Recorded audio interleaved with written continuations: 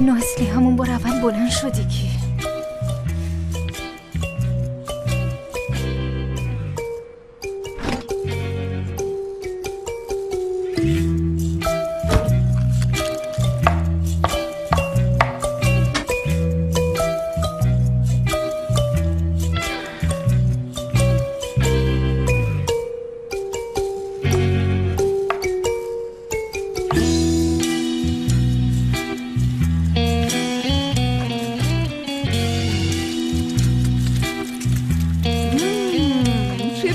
انداختی نازلی؟ این چیه؟ املت فاتوش، معرفی میکنم ببینش. کارت درسته. املتت هم با املتای دیگه فرق داره. یکی از فواید داروهای آشپزی همینه. فاتوش جون کاشی خیلی هم از هرایای تو به ما میرسید. سر و وضعمون رو ببین، هنوز لباسمون رو آماده میخریم. واقعا که آسو خیلی نمک نشناسه. نه اینکه تو کار توریست بودی یا ما رو بردی هتل 5 ستاره. مگه به عنوان کارآموز واسه خودم چیکار تونستم بکنم که واسه شما بکنم؟ وقت تمومه. به جای این حرفا صبحونه رو ببرین. زود باشین، تخم مرغ آمادن. وای نازلی، امروز خیلی انرژی دارم. داشتم فال امروزمو میخوندم. اگه خدا بخواد یه کار خوب پیدا میکنم. فالتارم خوندم، میگه خیلی مواظب باشه، شاید اتفاقای غیر منتظری بیفته. به نظرت میتونیم با طالبینی کرایه‌مون رو بدیم فاتوش؟ چیزی نمونده صابخونه بیاد دم در. هنوز کرایه ماه قبلم ندادیم.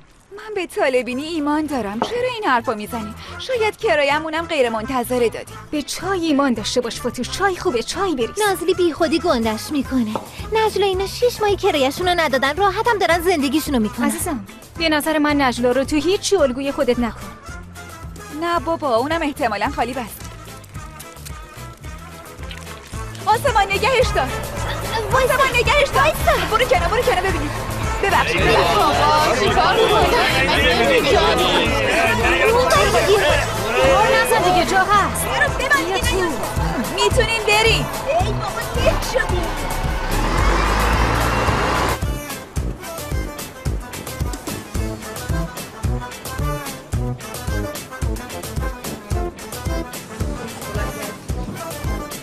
خب دوستان، همتون مواد لازم آماده کردین؟ باید دقیقاً طبق گرم تعیین شده باشه. تو صنعت شیرینی پزی مقدار و ترتیب خیلی مهمه. استاد خیلی معذرت میخوام، میدونین لاستیک اتوبوس ترکیده بود. برو سر جات نازلی. فعلا خوب گوش کن. بعد از درس اندازه میزنی و انجام میدی. چی درست میکنی؟ پای کرمدار کاراملی توت فرنگی درست میکنیم. مواد لازم رو به ترتیب مخلوط میکنیم. همونطور که گفتم مقدارها خیلی مهمن.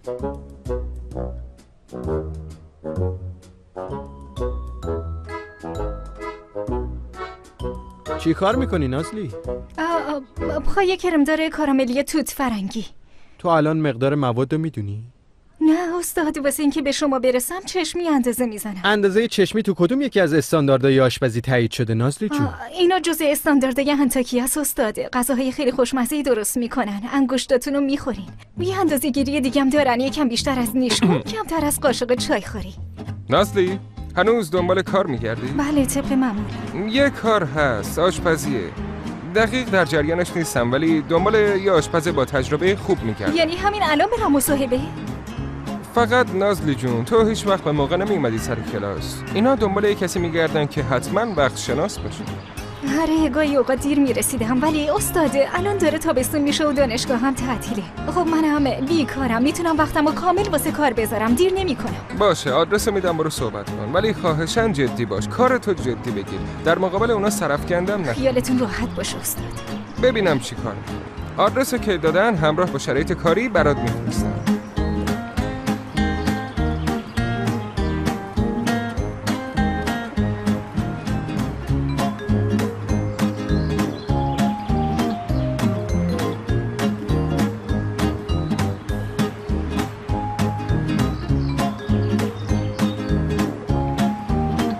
اقبال خانم اونجا هستن. خیلی ممنون. خوش اومدید نازمی خانم. سلام. داشتم رزومتون رو نگاه می‌کردم. دوستان بهم میگن نازلی شما میتونین همین صدام کنین. اگه به توافق برسیم قرارداد می‌نویسیم. بریم سر اصل مطلب. بفرمایید. بله منم خیلی دلم میخواد ببینم کارم چجوریه. به عنوان آشپز مخصوص آشپزخونه فرید خان مشغول میشم. آشپز مخصوص؟ بله. اعتراضی داری؟ آره دارم. میدونین چیه؟ من دوست دارم تو آشپزخونه های شلوغ کار کنم. آشپزخونه واسه ما مثل کلاس درس میمونه. دلم میخواد با استادای کارآمد کار کنم که یه چیزایی یاد بگیرم. نازمیه خانم، الان دانشجو هستین و 1 سال دیگه مدرک میگیرین. در طول تابستونم تو سمینارهای مختلفی شرکت میکنین. در این شرایط بهترین انتخاب برای شما یه کار نیمه وقت درسته. ما یه کار بهتون پیشنهاد دادیم که در نبود فریدخان بیان و غذاشون رو درست کنین. فکر میکنم این کار زیاد واسم مناسب نیست. هفته 500 لیر اضافه برای رفت و آمد بهتون میدیم و بیمه هم میشین. ولی اگه هنوز مردد هستین. مردد نیستم. خیلی هم خوبه باشه. خیلی هم خوبه. عالیه. خوبه؟ نگران نباشین. مطمئن باشین از قبول این کار پشیمون نمیشین. البته اگه بتونین مدت طولانی برای فریدخان کار کنین. بفرمایین بریم تو. فریدخان تو این خونه تنها زندگی میکنه. ساعت 8 از خونه میره بیرون و ساعت 9 یه نظافتچی میاد. شما میتونم 10 بیام؟ قبل از 12 نیاین، بیشتر از 5 هم نمونین. بهتره تو مدت تعیین شده کارتون رو به نحو احسن انجام بدین. اگه فریدخان از غذا راضی باشن از نظر ما مشکلی نیست. بریم آشپزخونه.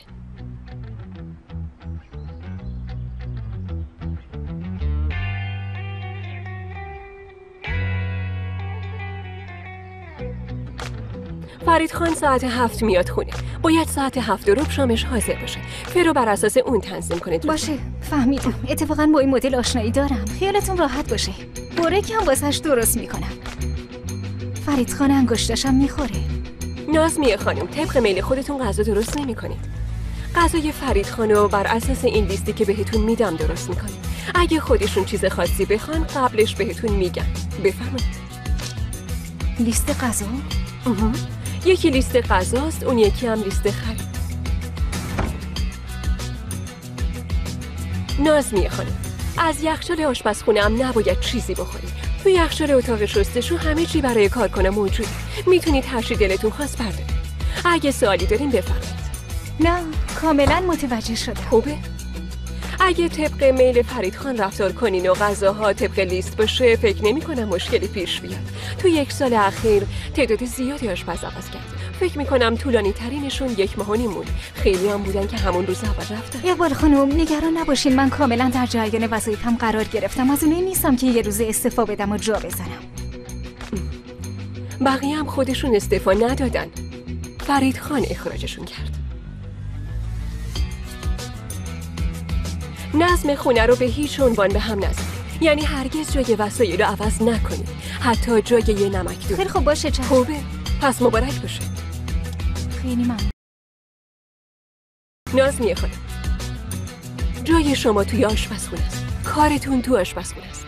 لطفاً جاهای دیگه ی خونه حتی قدم هم نزنید. تونستم خوب توضیح بدم؟ بله کاملا. موفق باشید. خیلی ممنون.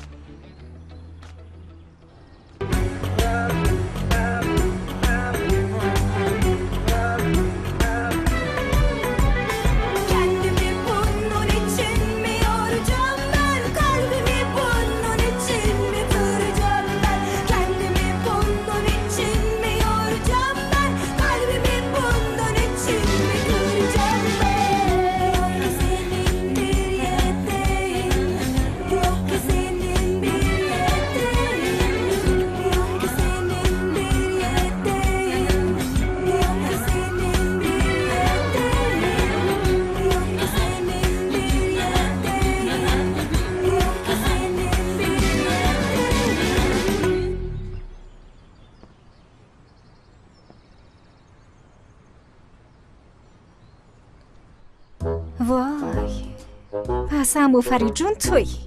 معلوم از اون دیکتاتورای خشنی ها. عکس خودت هم درست گذاشتی جلوی چشم همه. دیگه فریدخان باید برسن. همه چیز برای جلسه آماده است؟ آماده است. امکان نداره فریدخان دیر برسن جلسه. نمیخوام اشکالی تو کار پیش بیاد. یه بار دیگه کنترل کنین لطفا. نگران نباش، ترافیکه. فرید اصلا هم که باشی 100% یه ربع دیر میرسی.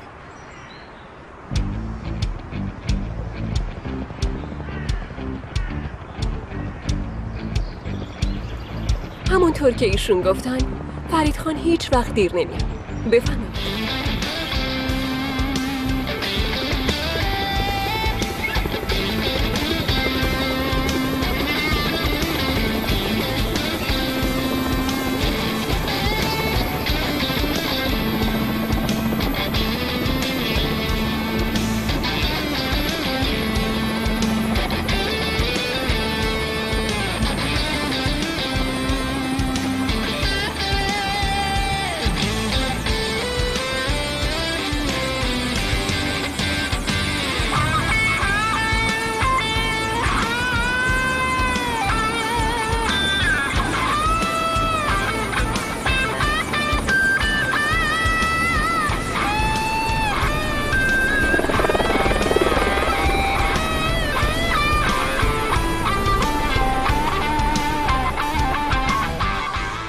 همه چی رو به راه مامان جون، نگران نباش.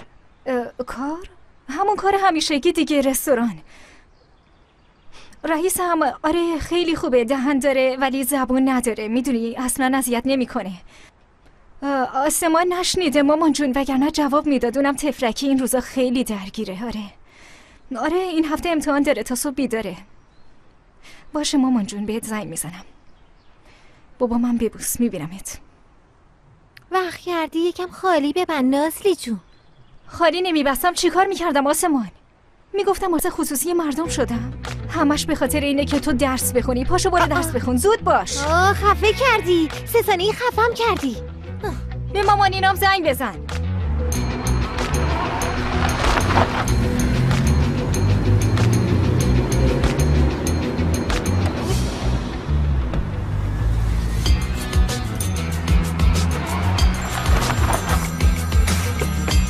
بله اقبال خانم.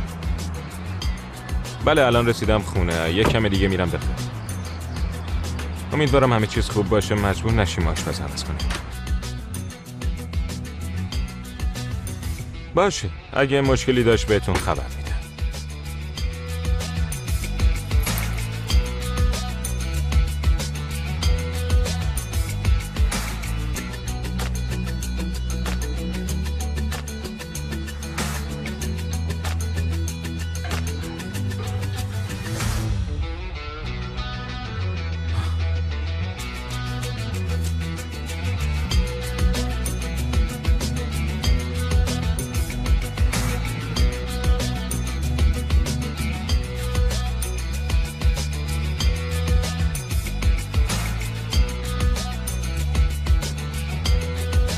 سس کنگر فرنگیتون رو میزه. البته قبل از خوردن بریزین روش، خوشمزه تر میشه.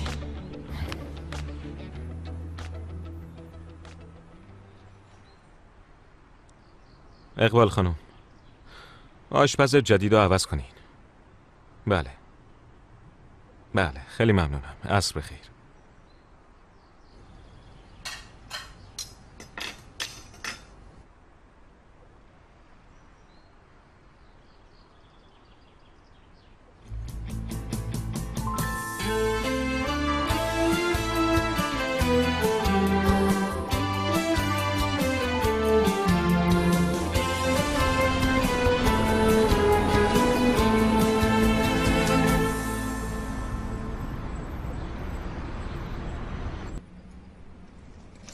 یه دقیقه گوشی رو نگه دارید لطفاً. یه دقیقه.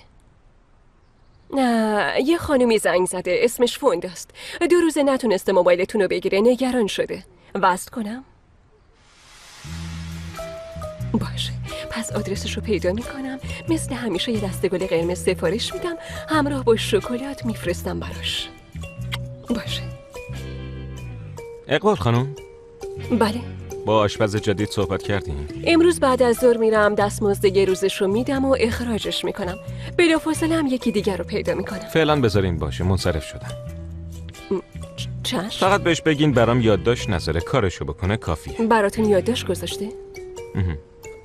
باهاش صحبت میکنم. فقط نظافت چی؟ یکی دیگر رو به جاش پیدا کنی. یکی دیگه. باشه. دختر تو خیلی بدقلقی، حتی با استادم کنار نمیای. چجوری میخوای با رئیس کنار بیای؟ کاری نداره، اصلا نمیبینمش. من 12 تا 5 کار میکنم. بعد از اینکه میرم اونجا. قبل از اینکه بیادم رفتم، به همین راحتی. خلاصه اینکه رئیس فقط غذاهای آبجیمو میبینه. یعنی مثل ما بد اخلاقی‌ها و بدقلیقی‌هاشو نمیبینه.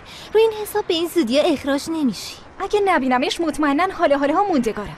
اگه همدیگه رو ببینیم دعوامون میشه. قوانین عجیب غریبی واسه خونه گذاشته. همه چی میلیمتر به میلیمتر مشخص شده. انگار جدول بندی کرده. از این خانواده‌های سمبولگی ثروتمندن، یعنی فکر کنم که اینجوری باشه. بعد از دلمه کنگر فرنگی دیشب هیچی نخوردم. مگه دیشب کجا بودی؟ خونه بودم. یه آشپز جدید آوردیم. منم برای امتحان گفتم دلمه کنگر فرنگی درست کنه. از 10-8. یعنی از 10-8 تا؟ اونم دلمه کنگر فرنگی؟ نه، دلمش از 10 میگیره. به خاطر یه چیز دیگه نمره کم کردم. خیلی خوبه. تا حالا نشده بود آشپزت روز اول از 10-8 بگیرم. زنه یا مرده؟ اسمش نازمیه. احتمالاً باید سمباله باشه. خیلی با سلیقه غذا درست کرده بود. به نظرم جوونا از این حوصله‌ها ندارن. تو خونه واسه خواب هم قوانین دارن. فکرشو بکنی. انگار پادگان نظامیه. معلومه چون سنش بالاست به یه سری رفتارا عادت داره. سر خود یه تغییراتی تو آشپزخونه داده. ولی من رئیس مئیس حالیم نمیشه. سر آشپز خونه منم.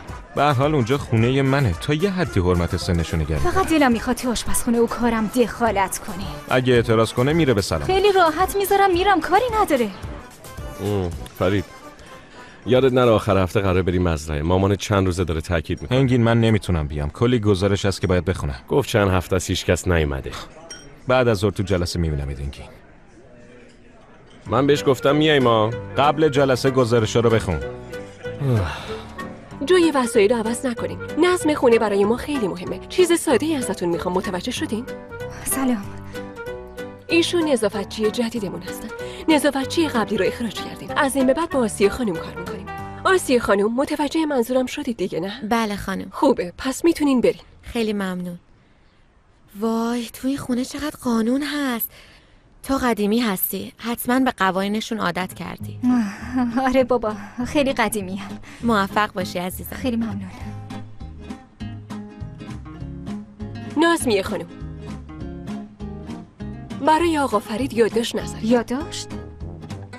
آها اونا واسه اطلاع رسانی هن. اطلاع رسانی نکنین نازمیه خانم. شما به کارتون برسین. غذاتون رو بپزین بریم.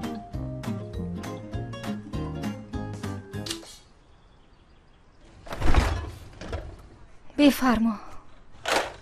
بعد میگن نازلی یادداشت نذار. ماشاءالله همه چی رو میدونن، ولی نمیدونن این رو نباید توی یخچال بذارن. چی کار میکنی؟ همه نقشامون رو خراب میکنی.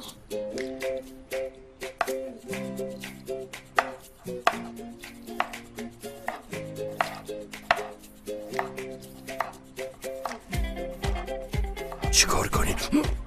آره میترسونیمش ولی قایم شو.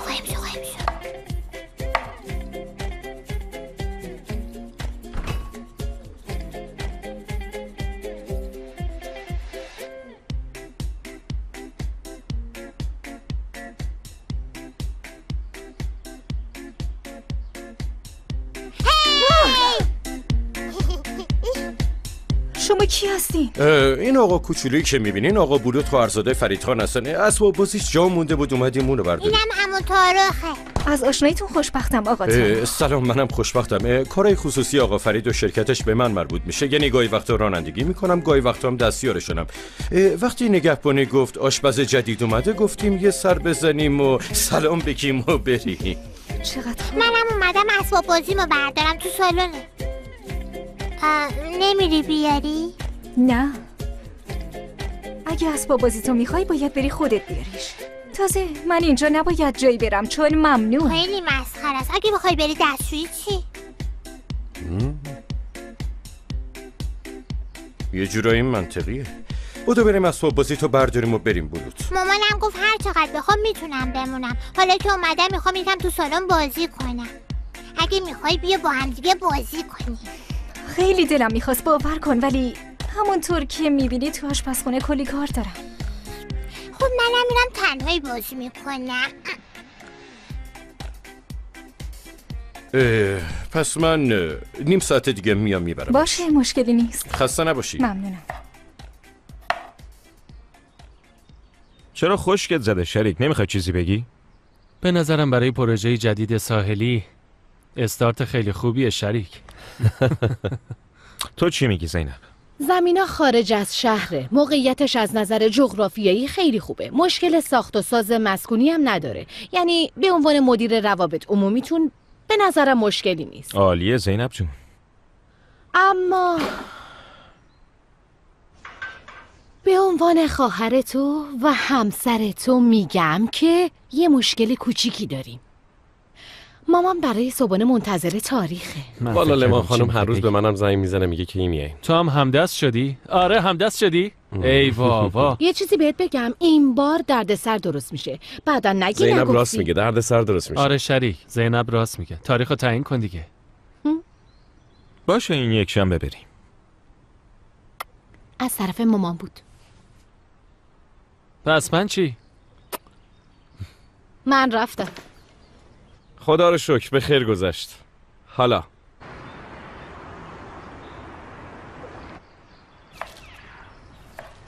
چه میدونم فاتوش، خواهرزاده رئیس انگار.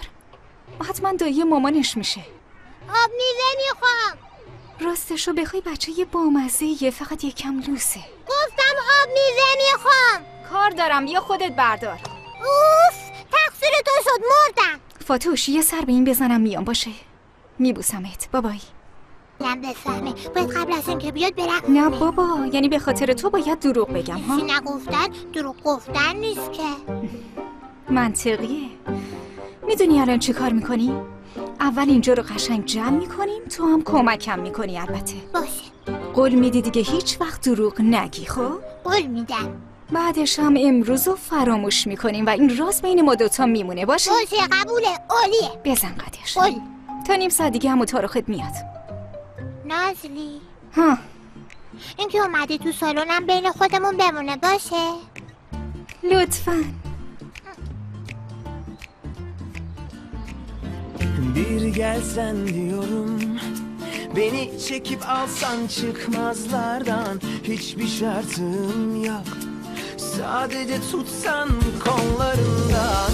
Ya yine çık yoluma. سس ماکارونی توی یخچاله، یادتون باشه درش بیاریم. Dile benden sen ne istersen, bir ömür varım ben yaşıyorum. Sensizliğin zorluğunu bir şey duydun mu? Fark ettin mi yokluğumu yar? Yine çık yoluma, aldın aklımı. Ah, dile benden sen ne istersen, bir ömür hazırım. Aşk mı lazım, ders mi lazım? Söyle sevdiğim. همین الان اومدم تو، باشه بذار. این دیگه کیه؟ بازم همه چی رو برداشته. نمکدون، فلفل پار، ظرف روغن، قاش و قام. مگه تو آشپزخونه کار میکنی آخه؟ تو بشین این آدم غذا تو بخور دیگه. فاتوش فهمیدم چی؟ این حتما آلزایمر داره. آره، چون نتونستم تو حیاط بکارم باید تو گلدون بمونن. وقتی خاکشون خوش شد میتونی آبش بدی. این چیه؟ سس بورک بود. نوش جونتون. بشقاب نذاریم تو میز، یادداشت نچسبونیم. واسه تو مربای جدید درست کردم. به نظرم مرباهای من از مرباهای ارگانیکی که میخریم خیلی بهتره. نوش جونتون. تعطیلات خوش بگذرید.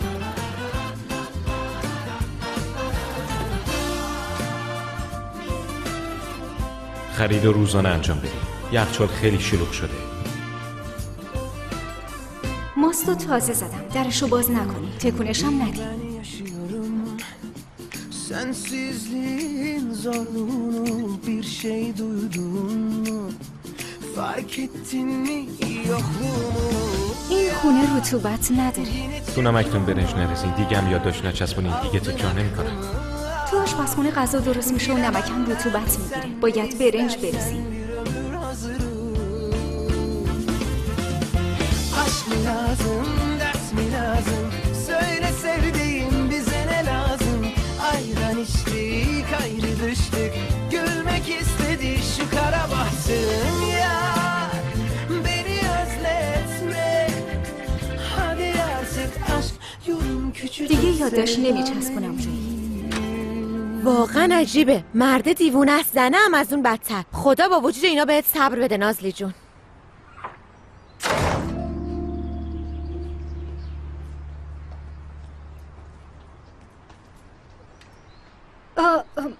آسیه خانومو بله اخراجش کردم. حالا باید برای پیدا کردن نظافتچی جدید یه شرکت نظافتی پیدا کنم. نازمی خانم شما برای نظافت آشنا ندارین؟ من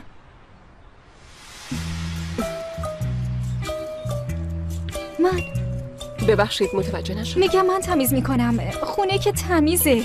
آقا فریدم که یه نفره. 1 ساعت زودتر میام، 1 ساعت بیشتر میمونم و کار میکنم. من با قوانین فریدخان آشنام. دیگه لازم نیست واسه نظافتچی پول جدا و بیمه بدین. خب چه کاریه؟ میگم حقوق منو زیاد کنین. منطقیه. باشه ببینیم چی کار میکنین. فقط نازمی خانم خواهش میکنم یادداشت نذارید لطفاً. خسته نباشید. خیلی ممنون. آفرین نازلی.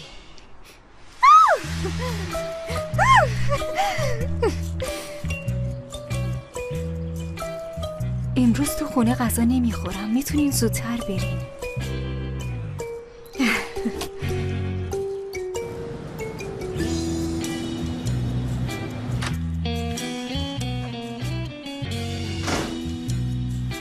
خیر باشه زود اومدی. جناب رئیس یادداشت گذاشته بود که امروز غذا نمیخوره. منی چه میدونم، خواسته برم اونجا تا شکنجم کنه.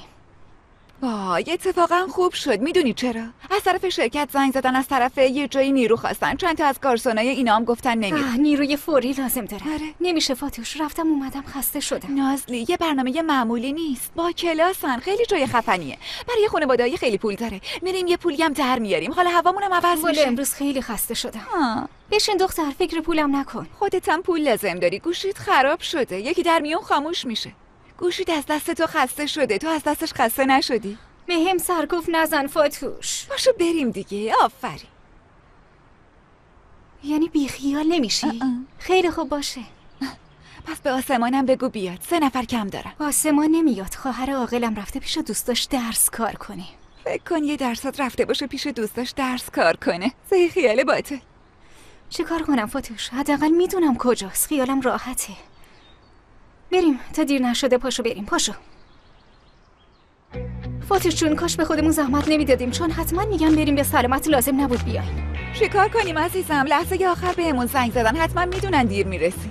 عزیزم اونا از کجا میدونستن 4 ساعت طول میکشه تا جناب عالی حاضر بشی؟ شاید اونجا گارسون باشم، ولی دلیل نمیشه خودم از اون چیزی که هستم پایین‌تر نشون بدم. نازلی جون یه لحظه صبر کن ببینم چه جوریم. خسته نشی اینقدر خودتو نگاه کردی. تو برو یه نگاه بندازم میام.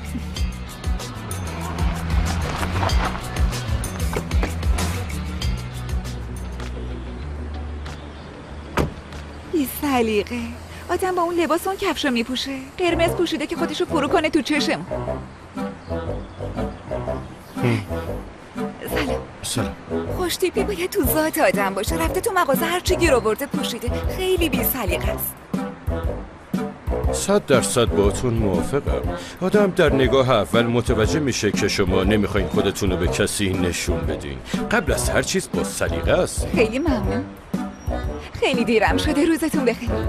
روز بخیر.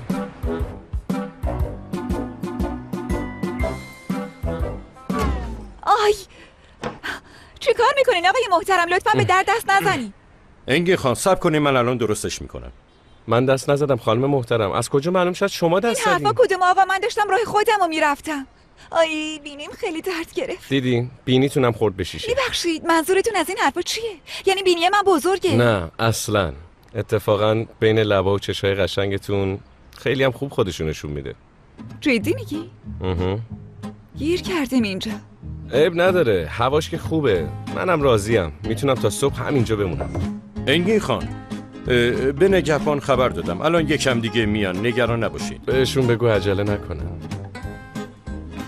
لباستون شیکه. کراواتتونم کلاسیک نیست. عالی شده. طراحی لباس شما هم خیلی خاصه. شما تو کار مد هستین؟ بله.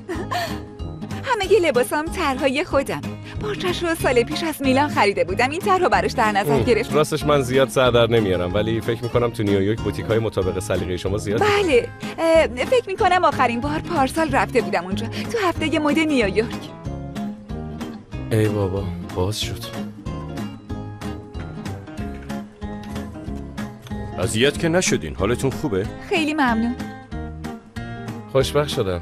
خیلی ممنون. انگین هستم. فاتوش، بینیتون چطوره؟ سر جاش، خدا رو شکر. آره، فکر کنم من ناخواسته باعث شدم در بسته بشه. اگه تو روزهای آینده یه وقت متوجه شکستگی چیزی شدید، خوشحال میشم بتونم براتون جبران کنم. دوستم خیلی وقت منتظرم. با اجازهتون برم. خواهش میکنم، وقتتون رو نمیگیرم. روز بخیر، خداحافظ. خیلی ممنون.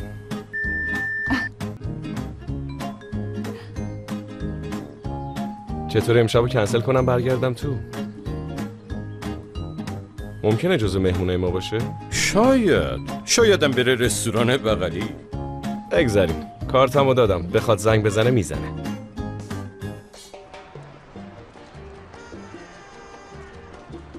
از دیدنتون خوشحال شدم. به امید دیدار. مرد خیلی خوبیه. آره خیلی.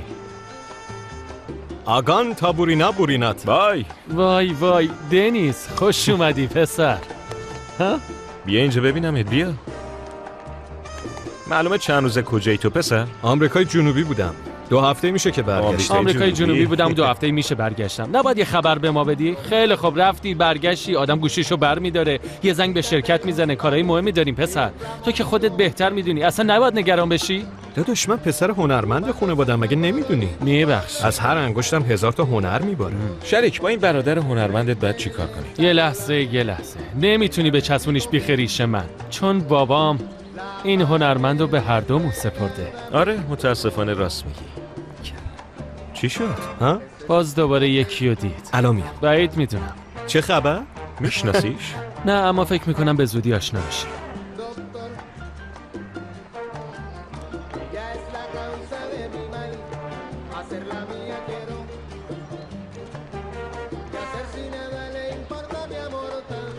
نوش جونتون. کار کن. وای نازلی، بیا. چقدر باحاله. با کشتی اومدم. اسم کشتی هاچیکوه. منم اگه کشتی داشتم اسمشو میذاشتم هاچیکو. هاچیکو یعنی چی اون وقت؟ هاچیکو. فاتوش، یه لحظه بیا. یه لحظه صبر کن، الان میاد. خیلی میبخشی، ناخواسته حرفاتون رو شنیدم. کنجکاو شدم. میدونین معنی هاچیکو چیه؟ هاچیکو به زبان ژاپنی یعنی 8. واسه من اسم خاصیه، چون اسم یه سگ ژاپنی بوده. توکیو زندگی میکرده.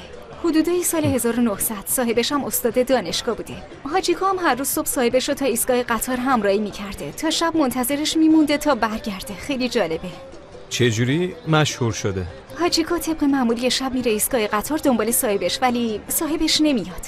اون روز تو دانشگاه به خاطر سکته قلبی مرده. آها، بیچاره. اما هاچیکو ناامید نشده. هر شب میرفته ایستگاه قطار تا صبح منتظر مینشسته. دقیقاً 10 سال، تا روزی که بیچاره میمیره. جالب بود. اینکه حیوونا در برابر یه محبت جزئی از طرف ما آدما اینقدر وفادارن خیلی فوق‌العاده است. میدونی، کاش بتونیم واسه محافظت ازشون کارای بیشتری بکنیم. حق با شماست.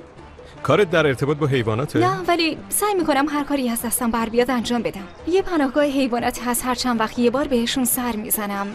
حتما نباید پول داد. غذا، پتو، حتی مجله ها، روزنامه‌ای که تو خونه به درد نمیخورن، خیلی میشه بهشون کمک کرد. منم دلم میخواد کمک کنم. تو خونه یه عالمه کاغذ ماغذ داری. کمک‌های دیگه هم میتونم بکنم. یه بار هم با هم بریم پناهگاه شما؟ میتونم شمارتون داشته باشم؟ حتما نباید بیاین پناهگاه ما. پناهگاه‌های زیادی هستن که به کمک لازم دارن. میتونین از اینترنت پیداشون کنی. چرا وقتشون رو تو اینترنت طلب کنن نازلی جون؟ پناهگاهی که نازلی میره خیلی نیازمندتره. شماره‌ش رو میدم سیو کنین، یا اگه میخواین بدین من بزنم، زحمتتون نشه. به اسم نازلی سیو کردم. نازلی. من دنیزم. به اسم پناهگاه سیو میکنم. بله، جالب میشه. باشه، ما بریم سر کارمون. بریم فاتوش جون. خیلی خوب بود. کجاش خوب بود؟ ندیدی چقدر کن است؟ چرا شمارمو بهش دادی؟ مگه چیه؟ با هم میرین به سگا غذا میدین؟ وای خیلی رمانتیک میشه. سفر هفته پیش خیلی خوب بود، خیلی خوش گذشت. ببخشید. نوش جونتون. خیلی ممنونم. هی هی هی هی هی هی یواش. یه لحظه آقای محترم، الان درستش میخواین شما میکنم. تکون نخورین، من درستش میکنم. از این طرف راحت تره، الان درستش میکنم. شما دستتون رو تکون ندین لطفا. یه لحظه خواهش میکنم. الان در میره آقای محترم، وایسین. اجازه بدین خودم جدا اگه اجازه بدین و دستتون رو نکشین در میاد. منو ببخشید مراد. یه لحظه آقای محترم. خیلی خوبه دیگه. چی کار کردین؟ همش در رفت. اگه عجله نمی کردین من جداش میکردم آقای محترم. آروم باشین خانم محترم، پولش هر چقدر بشه پرداخت میکنم. نمیتونین هر چی رو با پول جبران کنین. اون واسه من ارزش معنوی داشت. در ضمن یه اثر هنری به خصوص بود که با سنگای خاص درست شده بود. دست کم 50 لیر، شاید 100 لیر بیارزه. بفرمایید. لازم نکرده. نیازی نبود، ولی دستتون درد نکنه. فاتوش تو چی کار کردی؟ من فکر چیو میکنم، تو فکر چیو؟ اون دستمندو واسه تولدم گرفته. ولش کن، یکی دیگه برات درست میکنم. شایدم 3 تا درست کردم.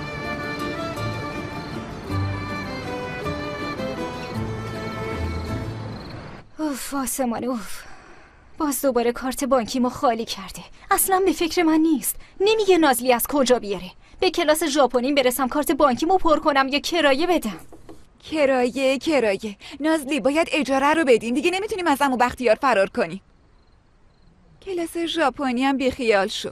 هایاتا هاتاتو هوم خیلی خسته کننده است. تو چجور دوستی هستی فاتوش؟ یعنی بیخیال آرزوام بشم؟ اگه 1000 بار اعتراض کنی من باز حرف خودمو میزنم.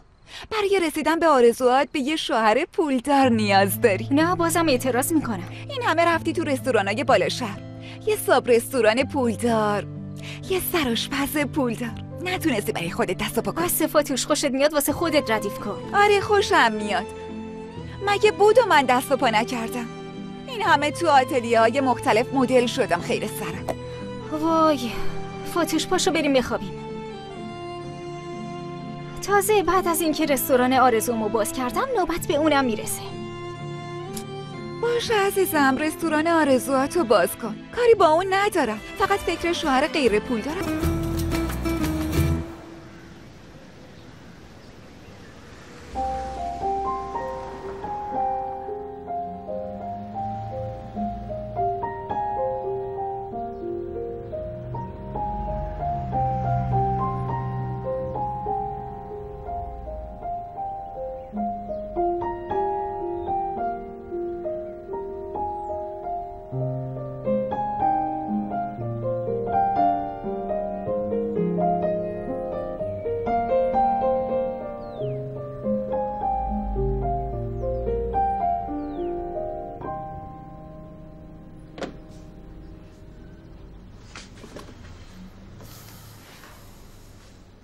میشه 2 دقیقه درست بایستی عزیزم؟ فاتوش قلبم گرفت، تو رو خدا ول کن. باشه من اندازمو گرفتم.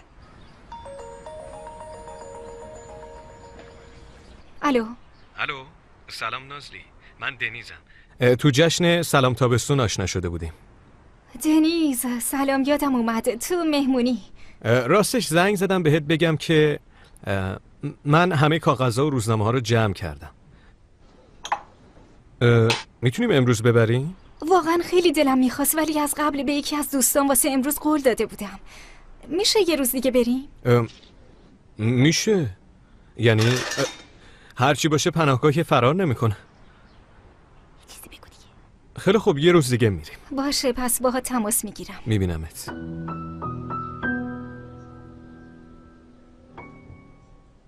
عجب هوایی، آدم روحش تازه میشه. مامان بزرگ میدونی چیه؟ من سوار اسب. آفرین به خوشگل خودم، بزرگ شده از سواری میکنه. عراق کردی عزیزم؟ آره. بولو جون بیا صبونه بخوریم. نه. میدونی چی داریم؟ نه. بورک داریم. نه. بولوت میخوام از سواری. بولوت از سواری دوست دارم. بیا اینجا عزیزم. بعدم لجبازی نکن. نه. بالاخره رسید. بورکایی که منتظرش بودم رسید. نوش جونتون. بیاین بچه. وقتی میاد اینجا لب به هیچی نمیزنه. عیبی نداره عزیزم، خودش میاد. تو بشین. بفرمایین بشینین صبحونتون رو شروع کنیم. تصمیم گرفتم اینترنتی برات دعوتنامه بفرستم. شاید اینجوری زودتر جواب بدی نه؟ مامان این حرفو نزن. میدونی که چقدر سرم شلوغه. پسرم، دیمیر و زینب کار زندگی ندارن. هر هفته اینجان. انگین چی کار نداره ولی مدام زنگ میزنه و میگه خاله جون خوبی؟ چی کار میکنی؟ مگه میشه کار نداشته باشم خاله لمان؟ وقتی یکی مثل فرید بالا سر آدم باشه امکان نداره وقت خالی گیرش بیاد. راست میگی. اگه دور و بریات نباشن نمیدونی مردی یا زنده ای. اقبال که هر روز خبرا رو بهت میرسونه. مامان بی خودی تلاش نکن. پسرت غریب است. به مام زنگ نمیزنه سراغ بگیر.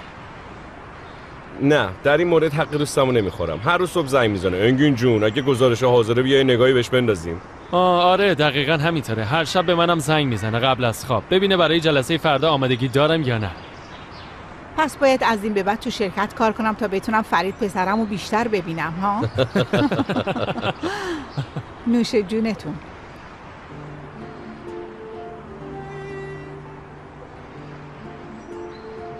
وقتی کوچیک بودی با بابات اینجا ماهیگیری میکردی. واقعا؟ گاهی وقتا یادم میره بچه بودی. انگار همیشه همینجوری بزرگ بودی.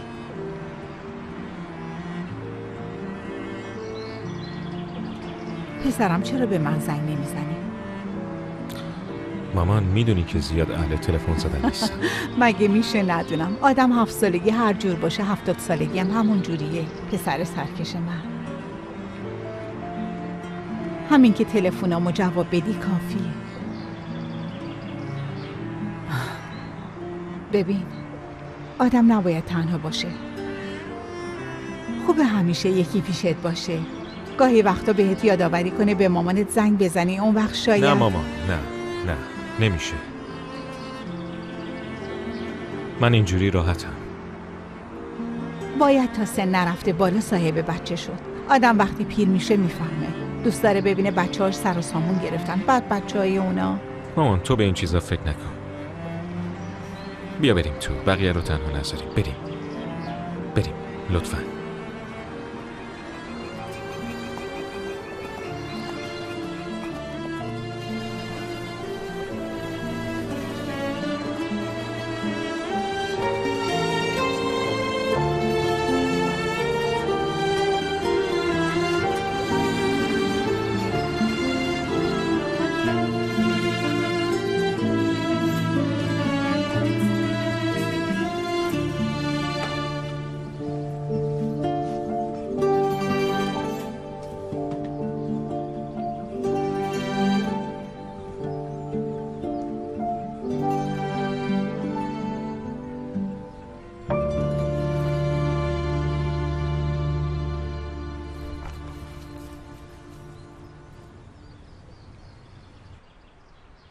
چرا اینطوری نگاه میکنی؟ چت شده؟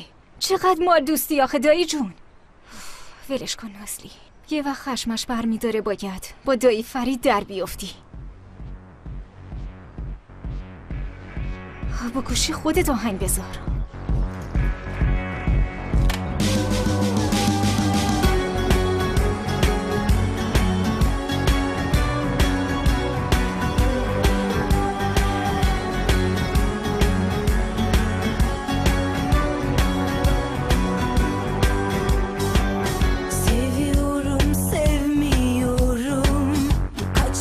Var bilmiyorum.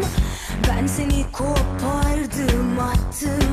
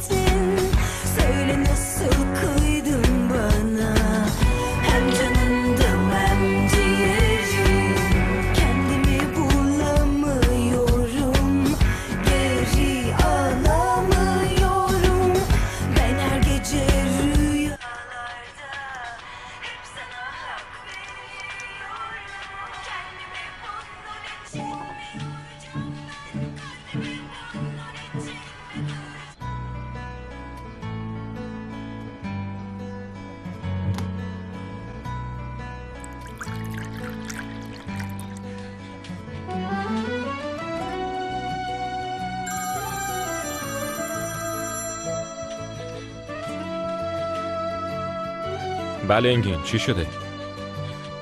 الان رسیدم خونه، خیلی خستم. بهتون خوش بگذره.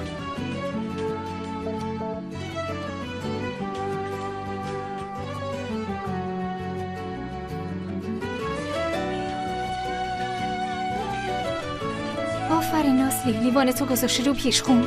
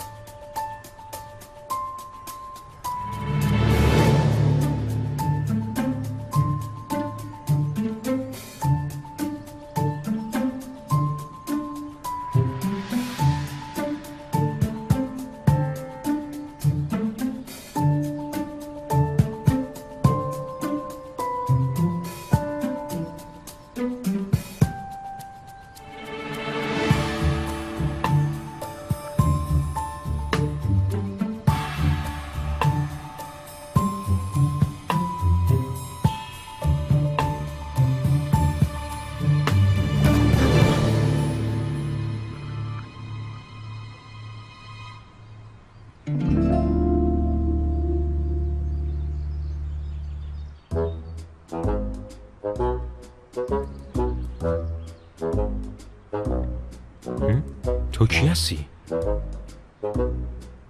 اینجا چی کار میکنی؟ تو خودت کی هستی؟ ببین، اگه الان بری به کسی نمیگم دیدمت. اگه فرید خان بیاد ببینه یواشکی اومدی تو خونش، رفتی دوش گرفتی، مطمئن باش دخلتو میاره. حالا زود باش از اینجا برو، زود باش از اینجا برو. فرید خان منم، اینجا هم خونه منه. شما فرید خان هستین؟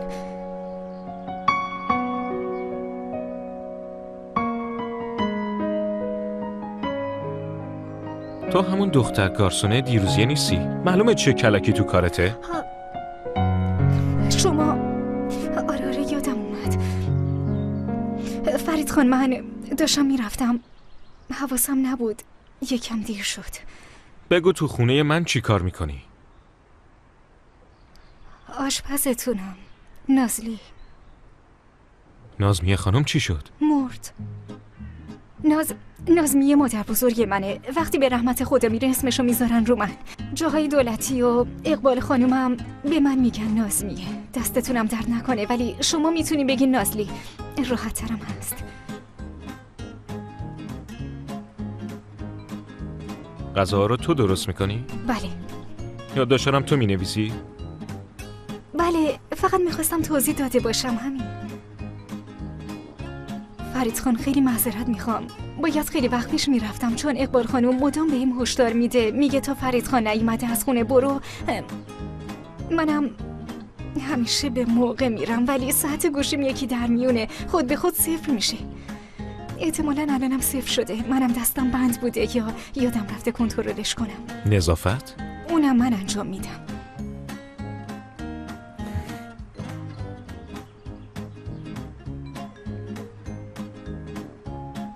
فرید خان میدونم که لحظه خیلی بدی بود. همش هم تقصیر من بود. با اقبال خانم حرف میزنم. اگه خواستین تا آشپز جدید میاد من اینجا میمونم. وقتی کار طول میکشه کافیه به اقبال خانم خبر بدی که بدونم وقتی برمیگردم یه نفر خونه است.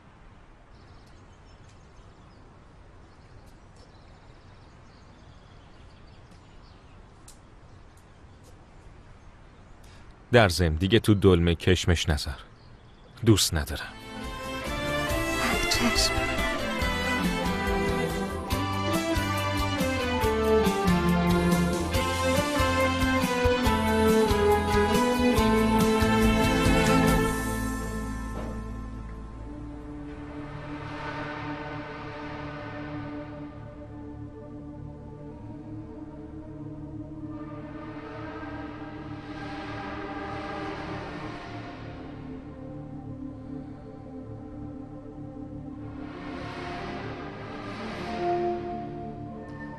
اینجا چی کار میکنی آلیه؟ گفتم یه سر بهت بزنم. چرا به هم زنگ نمیزنی؟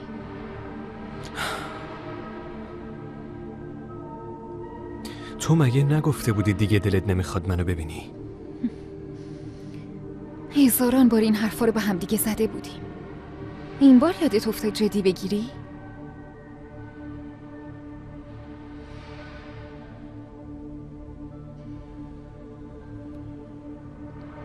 بس دیگه، به اندازه کافی خوردی.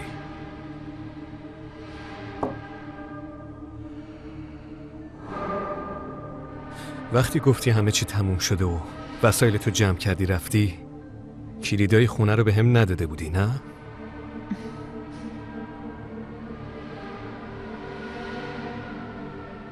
دادم، ولی شاید برای خودم هم کپی پیست کرده باشم. عشقمونم کپی پیست بود. چطوره؟ شعر قشنگیه نه؟ اگه میخوای یه جا بنویسش.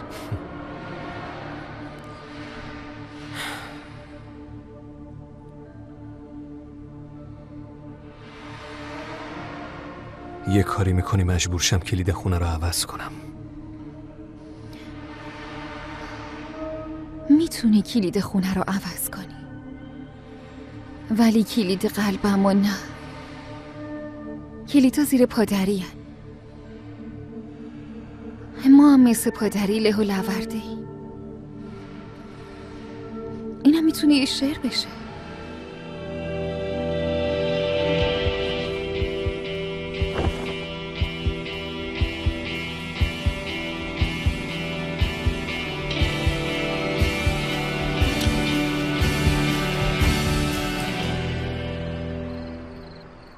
اصلا نمیتونیم فکرشو بکنیم. دستشو برد بالا که بزنه تو سرم. اگه زده بود مغزم نقش زمین بود. وای زبون تو گاز بگی. البته بهش حق میدم و فکر کنم ترسید. خیلی هول کرده بود. دنیا چقدر کوچیکه نازلی. پس همونه که 100 لیر بهمون داد. اگه میدونستم بیشتر ازش میگرفتم. دیوونه شدی فاتوش. اگه میدونستم که یه لیرم ازش نمیگرفتم. به لطفت آبرومون جلوش رفت.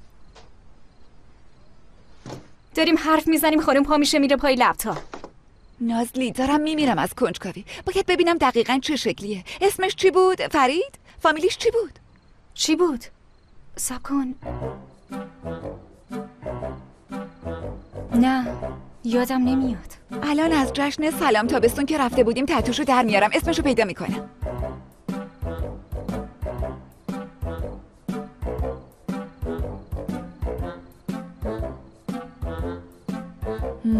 شرکت پوسولا، فرید آسلان و دمیر کایا. در مورد فرید آسلان چیز زیادی ننوشته. شاید دلش نمیخواد مسائل خصوصیش پخش بشه. جزو پولدارترین و مورد توجه ترین مجردای ترکیه است. به نظرت برای چی؟ چون جوون و خوشتیپه. یعنی قبول میکنی که خوشتیپه؟ وای فاتوش نمیشه جلوی شما حرف زد. خدا به صاحبش ببخشه، به ما چه؟ دارم بهت میگم صاحب نداره، تو میگی ببخشه. بپر بگیرش تا نپریده. همه چیو من باید بهت بگم نازلی. عکس دستاشو ببین. وای رسما آتیش به پا میکنه دختر.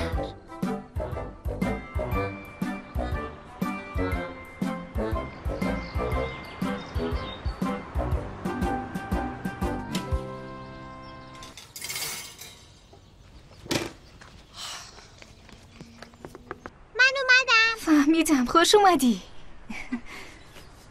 سلام.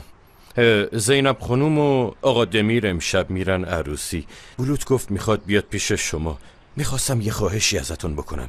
میتونین تا عصر، یعنی تا وقتی که آقا فرید میان، بلوتو نگه دارین و سرشو گرم کنین. البته اگه کار ندارین، اگه کار دارین که میتونم خودم نگهش دارم. باشه نگهش میدارم. حالی مشکلی خسته نیست. نباشین. خداحافظ.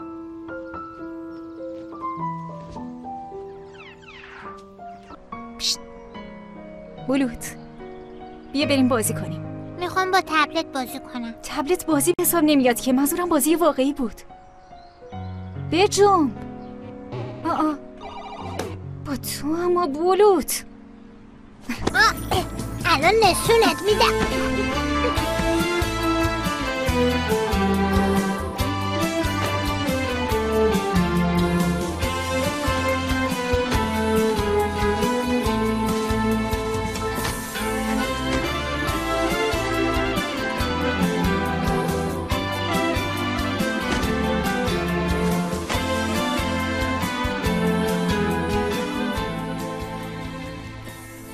باشه تسلیم شدم. کاش میذاشم با تبلت بازی کنی ها. بچه که نیستی، شیطونی. دایی من بهم میگه شیطون دوست داشتنی. اگه داییت بیاد خونه رو ببینه بعید میدونم بهت بگه شیطون دوست داشتنی. باید به فکر یه بازی دیگه واسط باشیم. البته اول باید اینجا رو جمع کنیم. تو حیاط خونه درست کنی؟ خونه؟ آره خونه پارچه. باشه درست میکنیم، ولی اول اینجا رو جمع میکنیم. بعدش هم که این راز بین خودمون میمونه. باشه؟ قبوله. بزن. خیلی خوب دست به کار بشین.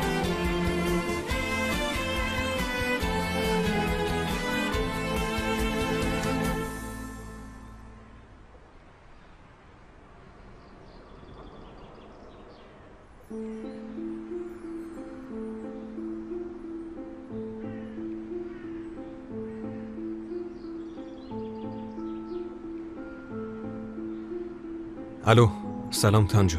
کارا چطور پیش میره؟ خوبی؟ عالیه. ببین یه سوالی ازت داشتم. هنوز دنبال کسی هستی که موزیک زنده بزنه؟ یه خواهشی ازت داشتم. در اصل توصیه. دوستم عالیه، صداش خیلی قشنگه، صحنه گردانیشم عالیه. یه هفته با تو کار کنه، بعد اگه خوشت اومد شاید با هم کار کردیم. نظرت چیه؟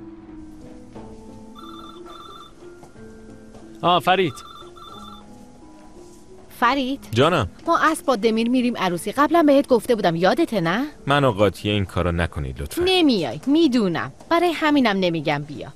بلود دلش برات تنگ شده بود، میخواست باهات وقت بگذرونه. میدونم، باشه حرف زدم، دل منم براش تنگ شده. باشه پس با هم باشین. شب تا رخ میاد دنبالش میارتش. راستی این جمعه آقای ناکاتانی از توکیو میاد. آره میدونم. حتما از شریکمون تو خونت پذیرایی میکنه دیگه، نه؟ معلومه که پذیرایی میکنم. قهوه خوردن تو حیاط خونه من یه رسم آره شده. پسر، اونم چه رسمی.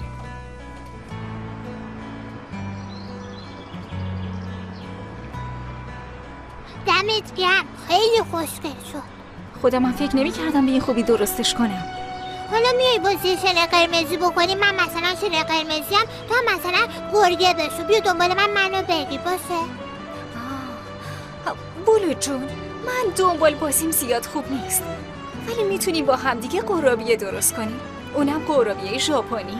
قرابیه ژاپنی؟ اخت جون درست کنیم، ولی وقتی خوردیمش باز بازی میکنیم. باشه؟ بله چشم حتما.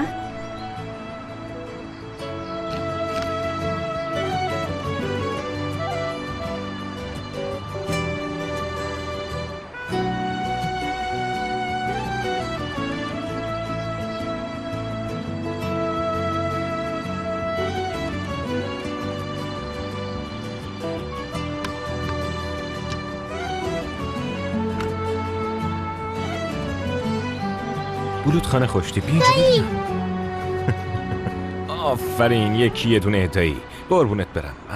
دایی جونم میدونه چیه؟ امروز با نازلی کلی بازی کردیم.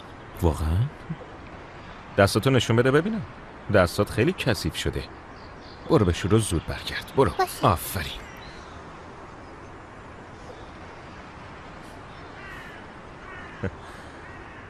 نازمی خانم، چرا خونه به این روز در اومده؟ چیزی من و بولوت بازی کردیم یکم به هم ریخت. الان میرم جمعش اون میکنم. بچه شاید به هم بریزه، ولی وظیفه شما اینه که نظم خونه رو حفظ کنی. بهتون نگفتن وقتی من میام خونه باید همه چی مرتب باشه؟ چرا گفتن؟ چیش براتون قابل فهم نبود؟ فهمیدم فرید خان. معذرت میخوام.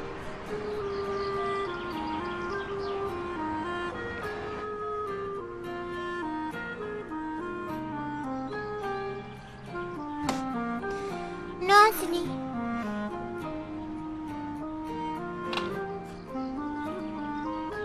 تو ناراحت شدی؟ آره یکم. شاید تو این بعض وقتا عصبانی باشه ولی آدم خیلی خوبیه، باور کن. اگه بخوای یادت میدم چجوری میشه خندونش باشه. عزیزم. بولوت جون یه سورپرایز تو حیاط برام. سورپرایز چیه؟ تو برو من الان میام. نازمی خانم،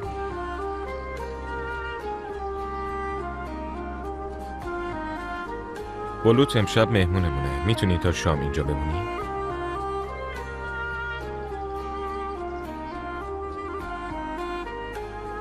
لطفا.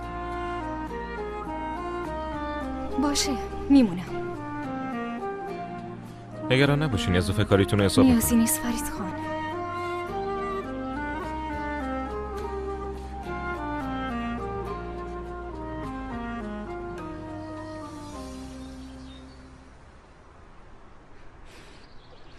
به جون بولوت دعا کن بد اخلاق. باشه امروز میام. صحبت میکنی. خیلی خوب باشه. ممنونم، خدا نگهدار.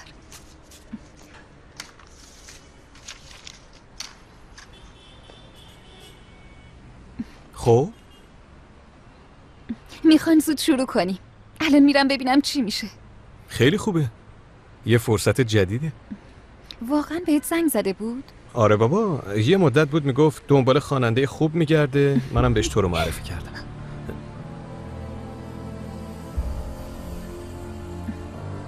خیلی ممنونم. من که کاری نکردم. خودت این فرصت رو جذب کردی. هر اتفاقی هم که بینمون بیفته همیشه کنارتم. تو بیشتر از همه باور کردیده نیست. رو سیاهت نمی کنم. عالیه قبلی دیگه نیست.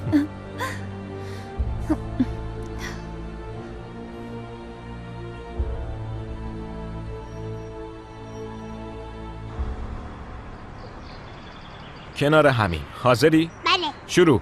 خیلی باد میاد. همش میای جلو. واقعا که فقط بلدی جرزنی کنی. به نظرت واقعا درسته؟ چیکار کنم؟ تو خیلی تون میری. بیا عوض کنی. صاف برو، میشه صاف. عوض کنی؟ خیلی خوب بگیر. باشه به تخفیف میدم، سرعتمو کم میکنم. من بچم، بهم رحم کن. ای بابا، نزن به من، از اون طرف برو خواهشم. نزدم، خودت کج میشی.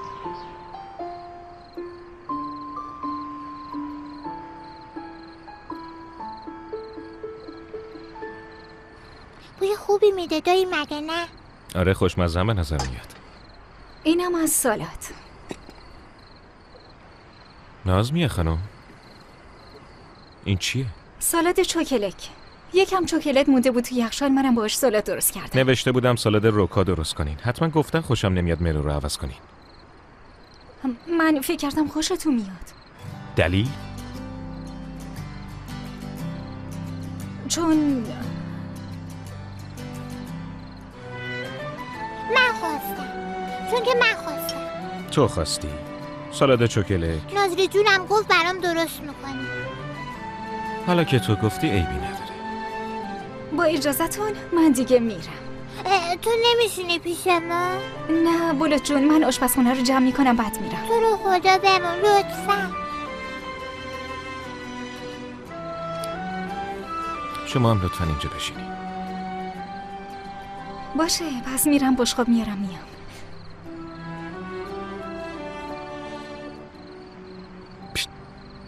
خیال نکن گولم زدی ها. تو حتی نمیدونی چوکلک چیه. خیلی خوب خوبم میدونم چوکلت یعنی پنیر. تازه دایی جون من دیگه بزرگ شدم، همه چی میتونم بخورم. مطمئنم اولین بار تو زندگیت اسم سالاد چوکلت رو میشنوی. گولم نمیخورم. خوبم میخوری، ببین داری میخوری.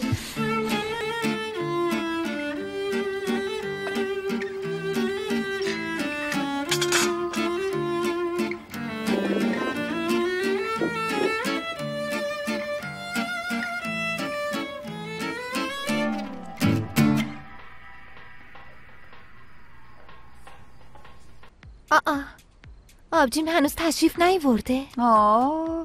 مثل اینکه از آخرین اخبار بی اطلاعی. خبری شده دختر؟ زود باش بهم بگو. آبجیت خب امشب خونه فرید خانه. خوب اضافه کاری مونده.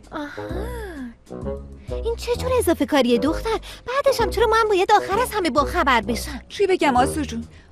اونجا زیاد نمیتونه حرف بزنه، خیلی نتونست توضیح بده. گفت فرید آسلان مهمون داره، نازلی مونده براشون غذا درست کنه. این خواهر من حرف نداره، کارش درسته به خدا. عین گربه سرنگو بالاخره موششو میگیره. من میرم بخوابم، فردا صبح با هم ازش حرف میکشیم. شب بخیر. خاله نازلی، تو دلت برای مامانت تنگ نمیشه؟ خیلی تنگ میشه، اونام همینطور.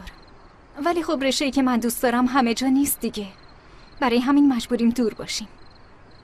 دایی، خاله نازلی درس غذا درست کردن میخونه، ولی غذای خیلی خوشمزه درست میکنه. به نظر من درسش هم نخونه میشه. خیلی ممنون بولوت، ولی فقط با غذا پختن نمیتونم به هدفی که دلم میخواد برسم. حرفه‌ای کار کردن یه چیز دیگه است. برای حرفه‌ای شدن باید خیلی تلاش کنیم.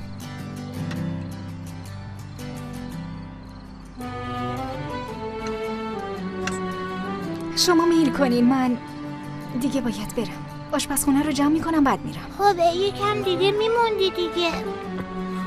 چیه؟ بولوت کار دارن. دفعه دیگه که اومدن کار داری؟ فکر نکنم کار داشته باشی. خب کار ندارم دیگه اما کار نداره. بمون دیگه، چی میشه؟ یکم بیشتر بمون. فیلم ببینی؟ باشه میبینی. من و نازلی فیلم رو انتخاب میکنیم، ولی تو سینمای تابستونی ببینیم. سینمای تابستونی کجاست؟ اصلا نمیفهمم این لباس زشت چی داره من بپوشم؟ آره واقعا من نمیفهمم.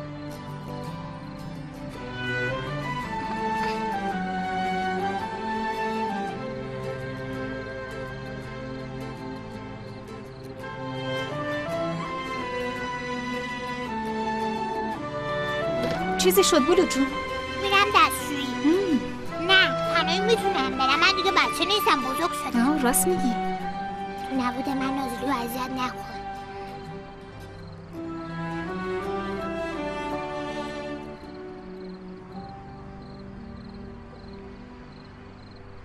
خیلی بچه دوست داشتنیه. مامانش خیلی خوششانسه.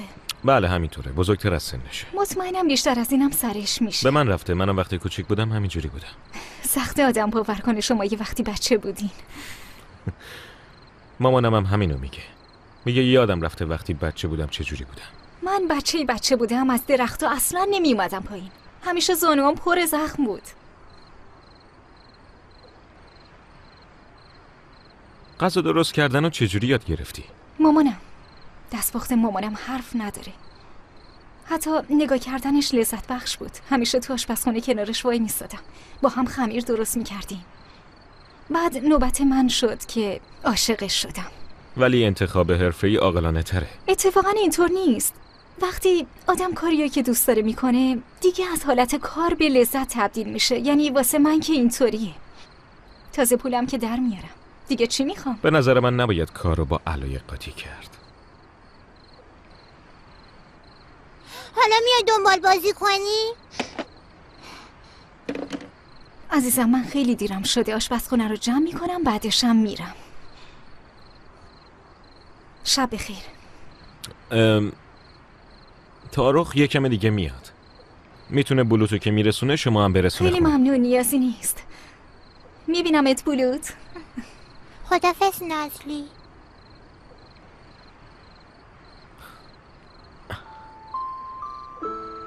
برو وسایلتو جمع کن. برو پسر خوب. میمون کوچولو.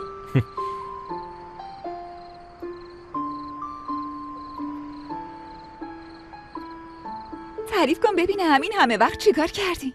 ای بابا فاتش گفتم که خواهرزاده رئیس اومد، واسش قرابیه‌ای مخصوص درست کردم. خیلی کیف کرد، خیلی دوست داشتنیه. موهاش فرفریه، لپاش توپل مپله. بهم گفتن نرو بمون، این شد که موندم. اصلا نفهمیدم زمان چجوری گذشت.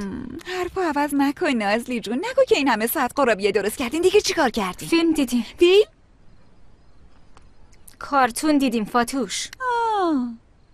رئیس بد اخلاق محترمم با بچه کارتون نگاه کرد. با بچه اصلا بد اخلاقی نمیکنه. خیلی دوستش داره، حسابی واسش وقت میذاره. خیلی تعجب کردم. میبینم که دیگه ازش بد نمیگی نازلی. حتی میشه گفت یه جورایی ازش خوشت اومده. فاتوش بس دیگه، خیال پردازی رو بذار کنار. میگم رفتارش با بچه خوب بود، تموم شد و رفت. من میفهمم نازلی، نمیتونی گولم بزنی. اگه اونی که گفت نرو بمون بچه نبود، پسره بود. فاتوش پاک دیوونه شدی. میرم چای دم کنم. چرا میوه آوردی؟ من چای خواسته بودم.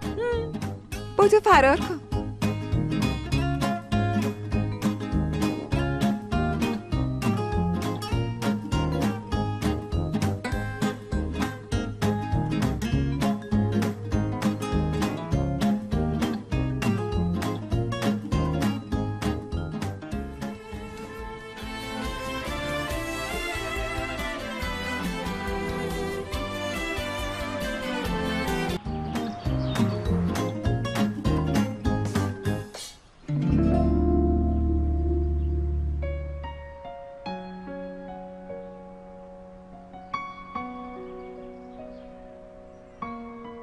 چه با احساس آرایش میکنی امروز؟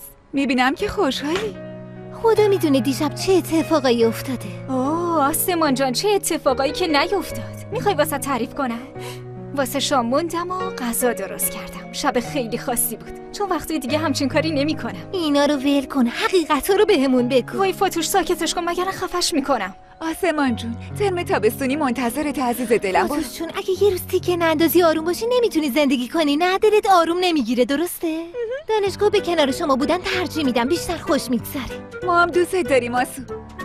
با خیال راحت به خودت برس نازلی جون. چی میخوای بپوشی؟ فاتوش خل شدی؟ این حرفا چیه میزنی؟ بابا فقط رژ لب زدم، لبم ترک خورده بود. میدونم عزیز دلم، به خدا عشق به آدم میسازه. آخ نازلی، کم پیش میاد فرصتی که پیش میاد و از کف بدم. اون روز که رفتیم برای جشن تابستونی اون شرکت، یه پسر خوشتیپ کارتشو داد بهم. میخوام زنگ بزنم بهش، کارتشو پیدا نمیکنم، دارم دیوونه میشم. قدر اینی که گیرت اومده رو بدون دختر. فاتوش اگه اینو بپوشی خیلی خوشگل میشی. اونو نمیپوشم، خودت بپوش برو. خوبی هم بهت نیومده. واقعا که کپی آسمان شدی. ای خدا.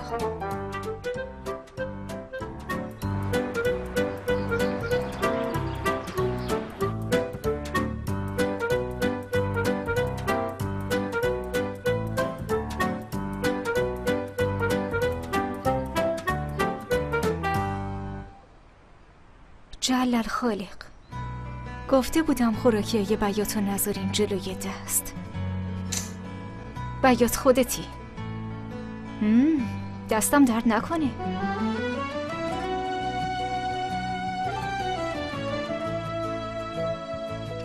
فوراً خونمو به حالت قبلی برگردونی. فوراً. تو چی کار به این کارا داری فرید خان؟ اینا دیگه به خودم مربوطه.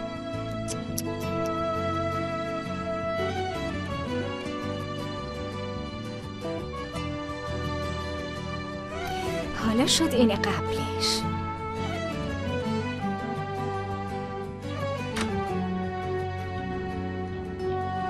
شریک؟ اینجور که شنیدم غذاهای خونگیتون فرقی با رستورانای 5 ستاره نداره ها؟ بچه بهت گفته؟ سالاد چوکلک بهتون دادم. میگم سالاد چوکلک. نوش جونت پسر، نوش جونت. در ضمن بلوت هم خیلی از دختر خوشش اومده. خیلی کار دارم، نمیبینی سرم شلوغه. فردا ناکاتانی داره میاد، خیلی درگیرم. خیلی ژاپنی دوست داره پسر. یعنی نمیبینی شرکت ها ردیف شدن، هی بهش پیشنهاد کار میدن. اون چی کار میکنه؟ ما رو انتخاب میکنه. به خاطر این نیست که منو دوست داره، چون دیده ما شرکت معتبر و استاندارد و قابل اعتمادی هستیم انتخابمون کرده. آره اینو میدونم. هیچ مشکلی تو شرکت با ناکاتانی نداریم. مشکل یعنی مشکل زندگیت با کسایی که تو خونه کار میکنن بگذری. خوشحال شدم بالاخره آشپز دائمی مورد علاقت رو پیدا کردم. دائمی بودنش بستگی به درست کار کردنش داره. اگه به خاطر سرگرم کردن خواهرزادم تو کارهای خونه کوتاه کنه چی میشه؟ اینم شد سوال پسر. اینو هممون میدونی. منو ببین، غذاهاش خوشمزه، مهم غذاست. دستپختش خوبه پسر. باورم نمیشه آسمان. خیلی برات متاسفم آبجی. به جای اینکه از اومدنم خوشحال باشی عین جن زده و زور زدی به من. خب اومدم چی شده مگه؟ عزیزم اینجا از اون جاهاییه که یهو در بزنی بیای تو. خوب نگاه کن آسمان، اینجا محل کاره. تازه اگه دلت میخواست بیای چرا صبح با خودم نیومدی ها؟ بعدش تصمیم گرفتم بیام. ببینم آبجی، نه اینکه اگه میگفتم میخوام بیام پیشت بهم اجازه میدادی؟ آسمان منو دیوونه نکن. وای باشه یکم دیگه میرم، دیگه هم نمیام. اومدم ببینم فرید خان کیه؟ کجا زندگی میکنه؟ بگیر بشین سر جا دختر.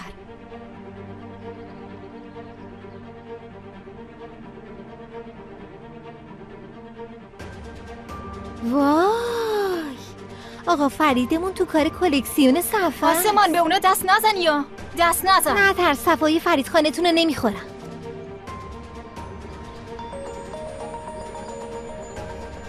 جانم فاتوش جان، حدس بزن انگین دوست کیه؟ انگین کیه فاتوش؟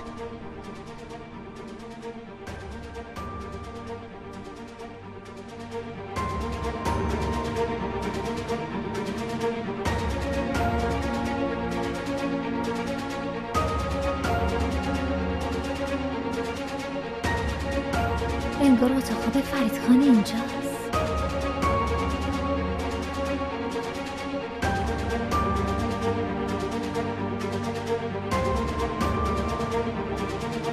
منظره رو ببین.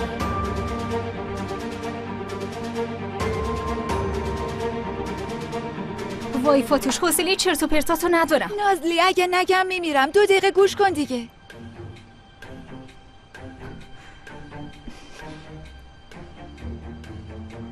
راستش وقتی دیدم اینجوریه به انگین زنگ نزدم، چون میدونم انگین من فرید تو. گفتم حد و حدود رو قاطی نکنی. نگران نباش عزیزم، حد و حدود قاطی نمیشه. تو با خیال راحت با انگینت وقت بگذرون. من این وسط کاری نیستم، چون فرید خان 100% امروز بیرونم میکنه.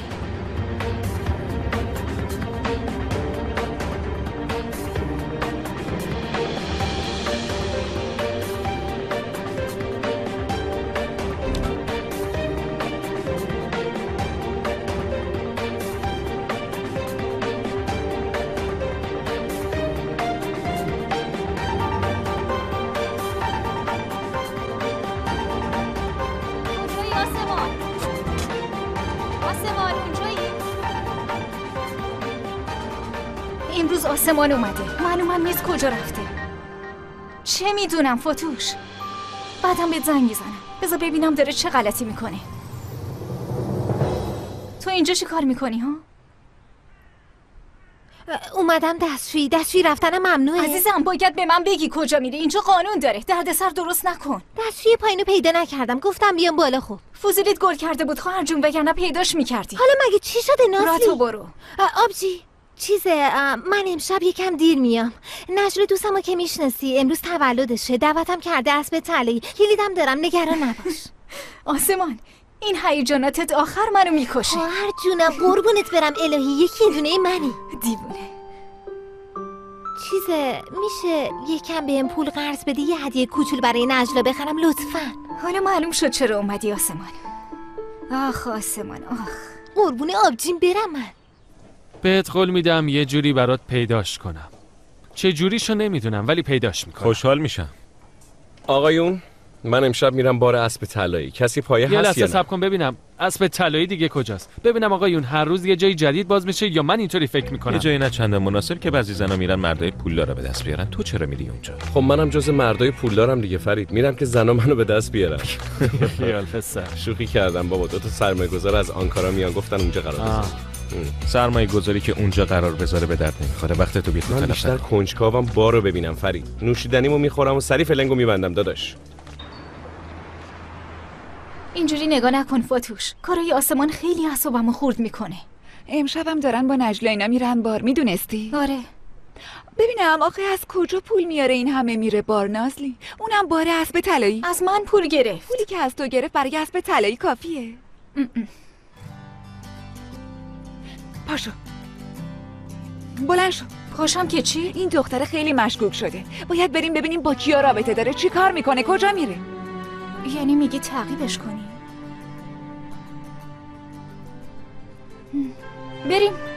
بریم یه هوایی هم میخوریم. تو خونه خفه شدم. آره عزیزم، ما هم 4 تا آدم میبینیم دلمون باز میشه. مگه ما چیمون از آسمان اینا کمه؟ باید زود حاضر بشیم. در ضمن خودم میگم چی بپوشی. فاتوش حاضریم دیگه، را بیفت بریم. نازلی جون خیال کردی با این لباسا تو اسب طلایی رات میدن؟ مگه چشه به این قشنگی؟ قشنگیش که قشنگه، ولی با این تو حیاتش هم رات نمیده. اوف نداره. ببینم خوب نیست.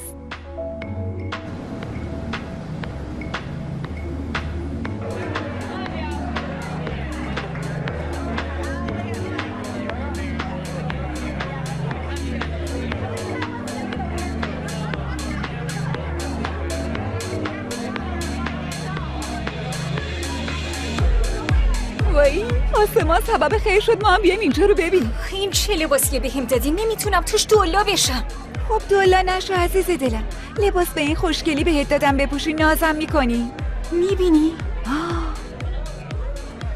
مردا رو ببین.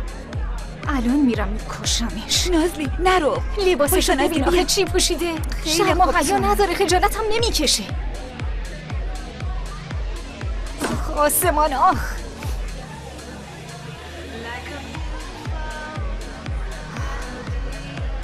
بابا مردا 100 سالشونه آخه، 100 سالشونه. انگین. کی؟ انگین اومده اینجا. انگین دیگه کیه؟ انگین همون پسره که کارتشو بهم داده بود اومده اینجا. دیگه برو حرف بزن. چرا نگو نازلی، حرف بزن. یعنی چی؟ اگه من اینجا ببینه آبرو میره. اگه نگفتی اینجا جای فوق‌العاده فاتوش ها؟ آره خوبه، ولی اینجا اسمش بد در رفته. زنایی که دنبال تور کردن مردای پول دارن میان اینجا. چی میگی؟ وای میخوای سکسی کنم ببینم فاتوش؟ وای گر گرفتم. همه یه مردای پولدار مجرد میان اینجا. اون زنا میان اینجا همدیگه رو میبینن و شماره بازی میکنن و از این حرفا دیگه. انگین شما جز همین دست است دیگه. خیلی متاسفم نازلی، داری دلمو میشکن. ما فقط یه بار تو این درچرخی‌ها گیر کردیم. اصلا هم آدم بدی به نظر نمیومد. پس میشه گفت تقدیر ما رو به هم دیگه رسونده. تقدیر از هم جداتون نکنه فاتوش. من الان برمیگردم. فاتوش همینجا چالشون میکنم. نازلی نمیتونم بشینم، ول کن. نازلی ریلکس برخورد کن خواهش میکنم.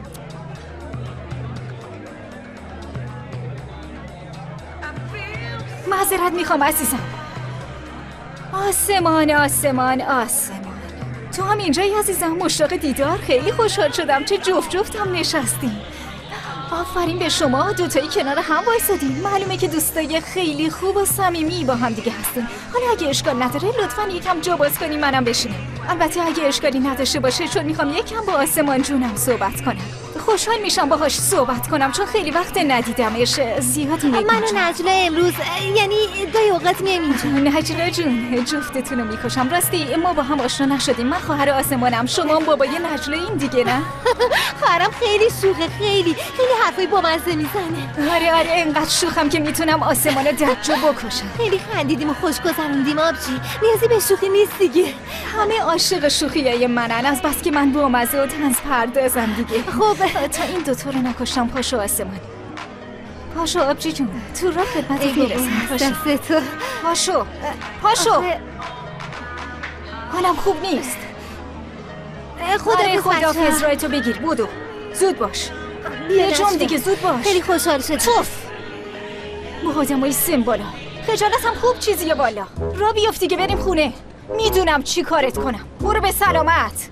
فردا زنگ میزنم به مامان میگم تو با مردای 100 ساله تو بار چی کار داری آخه؟ قسم کردین شما دوتا کاملا آبروی منو بردین، رسوام کردین. دیگه هیچ جایی منو دعوت نمیکنن، اسممو از همه جا پاک. دلم میخواد دعوت کنم ببینم چی کارشون میکنم. ببین تو رو خدا منو به چه روزی انداختن تا بیشتر آبرومون نرفته. برو دیگه خسته شدم، کلانتر شدین واسه من. از دست مامان خلاص شدم، گیر شما دوتا افتادم. ساکت باش آسمان، باور کن خفش میکنم. آروم باش نازلی جون. هی تنجیکا وا نانجی دسکا. دوستان میدونین که این کلمه جداست ولی با هم خونده میشه، یعنی خونده میشه دسیکا. این خیلی خیلی مهمه.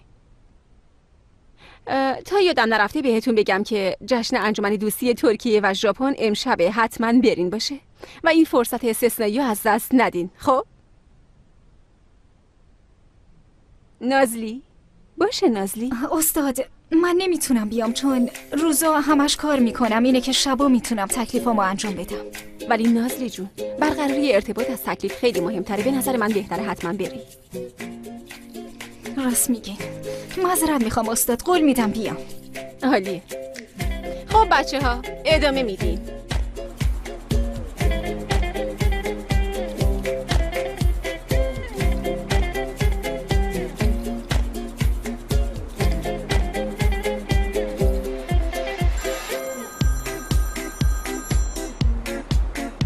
بله باشه اقبال خانم، خیلی ممنونم. کجا باید بریم؟ محلش کجاست؟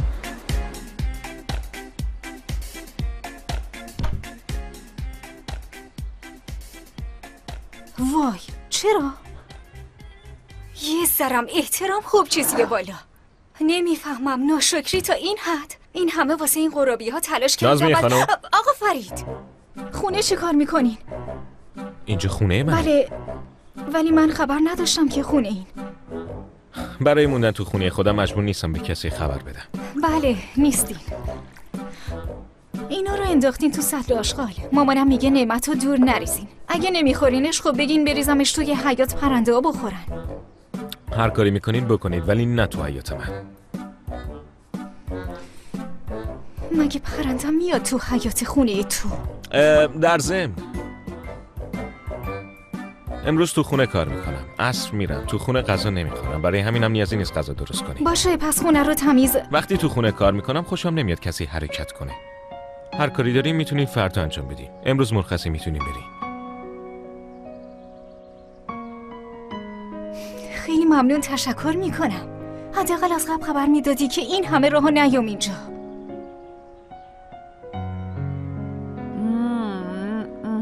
سراش پس قرابیه ها عالیه. ورداشته بود قرابیامو انداخته بود دور. باورت میشه فاتوش؟ چون آقا نوه صدر اعظمه. خیلی اعصابم خورده فاتوش. دیشب آسمان، امروزم که فرید خان. ولی اون شب با بلود کوچولو خیلی خوش گذشت نه؟ نزدیک شدم به فرید خان و اینا رو میگم. فاتوش به اندازه کافی اعصابم خورده است. تو دیگه بدترش نکن. اخلاقتو درست کن، همه چی بهت بر نخوره لوس. به نظر من یه کاری کنیم نازلی، با هم دیگه بریم تو چمنا، حسابی گلا رو لگد کن، انرژیای منفی خالی شه. خودم میدونم چجوری انرژی منفیمو خالی کنم. جشن انجمن دوستی ژاپن و ترکیه هست، میرم اونجا. تازه به معلمم هم قول دادم. کی میری؟ امشب. گفت بیان یه خورده تمرین کنین. خیلی خوب، پس خودم میگم چی عزیز دلم خیلی ممنون. دیشب دیدم چجوری واسم لباس انتخاب میکنی. کم مونده بود انگشت‌نمای مردم بشم. اونجا چه ربطی به اینجا داره؟ لباس اونجا با لباس اینجا فرق میکنه عزیزم. لباس با توجه به مکان تغییر میکنه. در ضمن میخوام آخرین طرحمو تنت کنم، همون که به تنت تو دوخته بودمش. اونو میپوشی، وارد مجلس میشی، همه ژاپنیام اینجوری دهنشون باز میمونه. عزیزم خیلی ممنون، دیگه بهت اعتماد ندارم. همین که گفتم تموم شد. فرید، تاریخی که برای قرارداد با آقای ناکاتانی تعیین کردیم کی بود؟ 7 ماه آینده. آها. دعوتمون کرده انجمن دوستی ترکیه و ژاپن. آره اسپانسر برنامه امشب شده. خوبه، امشب بیشتر باهاش وقت می‌گذرونیم. میخواستم نرم ولی خودش شخصا زنگ زد و دعوتم. به لطف تو زبان ترکی رو فول شده، مگه دیگه ولت میکنه؟ واقعا دوستت داره.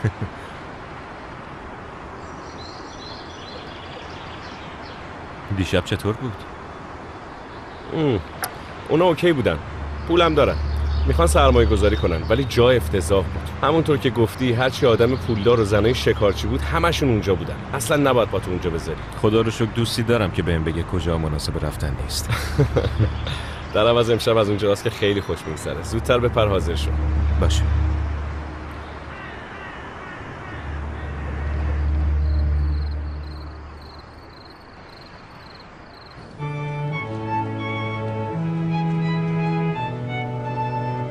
مراسم خیلی خوبی آقای ناکاتامی.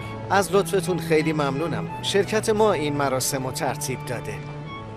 آقا فرید، آقا انگین، خیلی ممنون که تشریف آوردین. ما ازتون ممنونیم که دعوتمون کردین جناب ناکاتانی. ببخشید که زبانم بده. معذرت میخوام. زبان شما خیلی هم خوبه آقای ناکاتامی.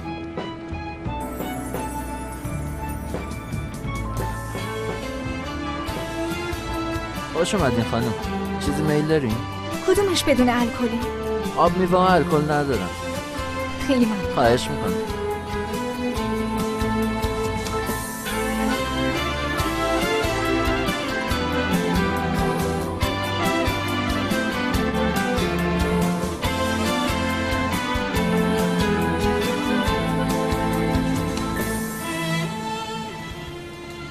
اینجا چی کار میکنی؟ میبخشید فرید خان، مجبور نیستم به رئیسم گزارش بدم وقتای آزادو چی کار میکنم. من فقط از کنجکاوی پرسیدم. از ژاپنیا خوشت میاد؟ معلومه که خوشم میاد. خوش بگذره فرید خان.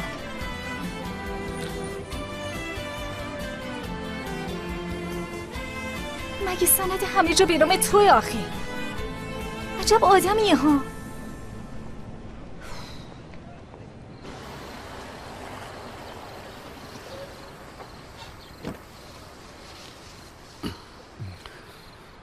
چه خبر؟ فرید اومده. مثل همیشه پیش شریکش ناکاتانیه. انگینم هست. از شرکت کس دیگه ای نیومده. ناکاتانی هم با زنش اومده که به جز ژاپنی زبون دیگه ای بلد نیست. بریم.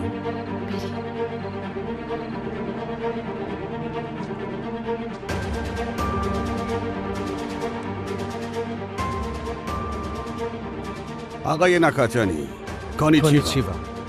خانم محترم، قربان همسرم دمت. آقای ناکاتانی. کانیچیوا.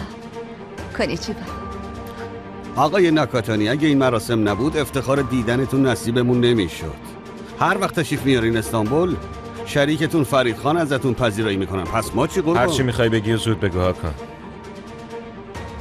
فرید اصلان بسیار جوان و کارآمد، یه بیزینسمن زبردست واقعی. تو کار ساخت و سازم خیلی وارده، ولی خودتون میدونین که ما هم تو ساخت سازای ساحلی وارد تریم. فرید شرکتشو وارد یه ماجرای جدید میکنه. امیدوارم از پسش بر بیاد. هاکان، تا کی باید به سخنرانی غیر حرفه‌ایت گوش بدی؟ آقای ناکاتانی، میرم سر اصل مطلب. فکر میکنم شرکای ترکیه ایتون رو اشتباه انتخاب کرد. باید شرکت های دیگر هم بررسی کنی.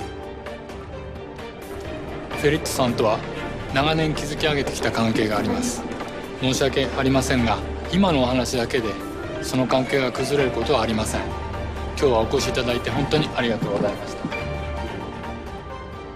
همکاری تنگاتنگ ما چندین سال با فرید خان و شرکتتون ادامه داره. این ماجرا چیزی نیست که بشه با عجله در موردش تصمیم گرفت. از اینکه تشریف آوردین ازتون تشکر میکنیم. منم تشکر میکنم. خانم محترم، با اجازتون. وای وای وای وای وای، خوش اومدین. چه سورپرایز خوبی بود بابا. آره دیگه. این همه وقت کجا بودی پسر؟ بلوت هی گفت عمو جون عمو جون. خیلی دلش برای قهرمانش تنگ شده بود. خیلی. البته هدفش چیز دیگه ایه. قهوه آماده است، برای خودتون بریزین. باشه، میخوری؟ نه منم باید یه نفر رو شکست بدم. منم همینطور. پس بزن بریم. پس بازم بوکس ها؟ بله، بلوت کایا با دوبنده آبی. سرم زود باش. یه مش بزن. آفرین. هی برنده شدم. آفرین قهرمان بلوت کایا. آره. تبریک میگم. خوب شد اومدین داداش. خیلی خوش اومدین. سلامت باشین. اما موزیک جدید بزن. بزنه؟ پسرم تو هم بیا داداش. زود باش دیگه، پاشو. خیال خیلی خوب باش.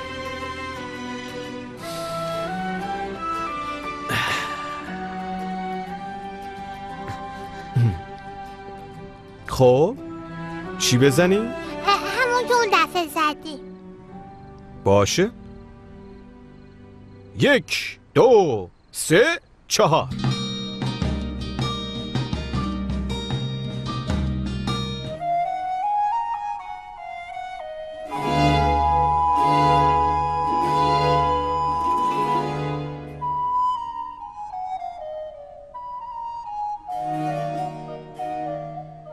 میبینمتون. اوه چی کار کردی؟ مواظب باش خانم. خیلی معذرت میخوام. خانم محترم، حواستون کجا بود؟ شما میدونین این آقا کی هستن؟ اصلا ندیدمشون. خیلی معذرت میخوام. معذرت خواهی شما فاجعه‌ای که به بار آوردین درست نمیکنه خانم محترم. آقای ناکاتانی تو استانبول مهمون منن و این خانومم با من هستن. واقعا فرید خان؟ خیلی معذرت میخوام. با اجازت.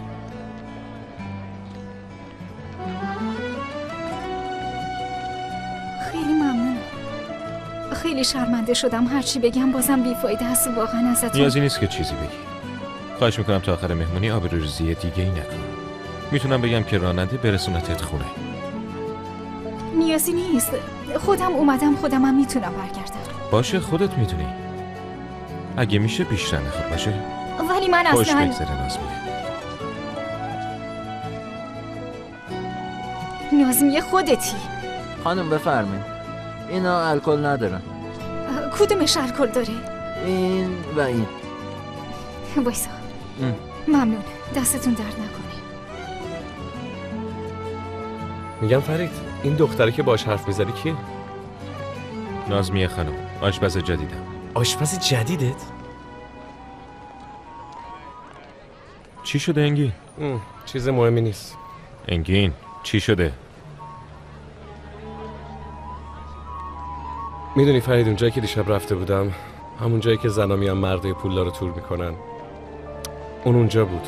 لباسای خیلی قشنگی هم نپوشیده بود و با مردا بگو بخند میکرد.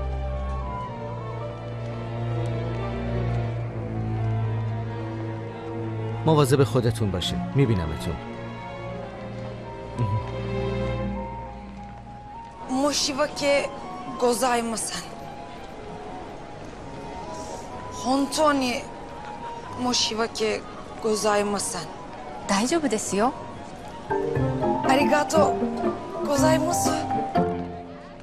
ظاهرا شما میتونین ژاپنی حرف بزنین. راستش خیلی خوب نمیتونم حرف بزنم، ولی خب چون خیلی به این زبان علاقه دارم میرم کلاس ژاپنی. خیلی عالیه. لطفاً ما رو همراهی کنین. واقعا؟ بفرمایید.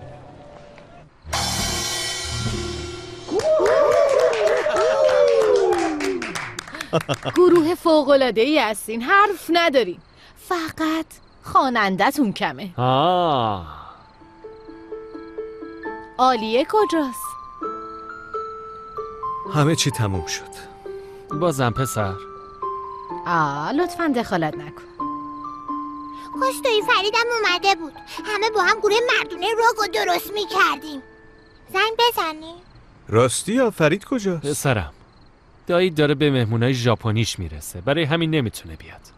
بنابراین زینب جون نظر چیه خواننده خانم گروه مردونه راک بشی؟ من؟ بله. دمیر جون من؟ مامان جون لطفاً ناز نکن. آره یه بار خودت گفته بودی قشنگ میخونی، یادمه. نه راست میگه زینب، زود باش. باید شما. خیلی خوب باشه قبوله.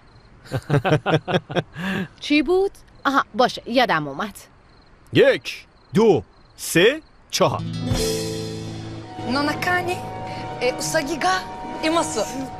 اوه نایس.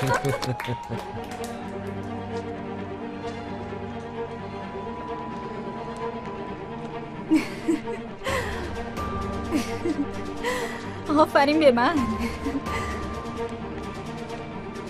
فرید خانم اومدن.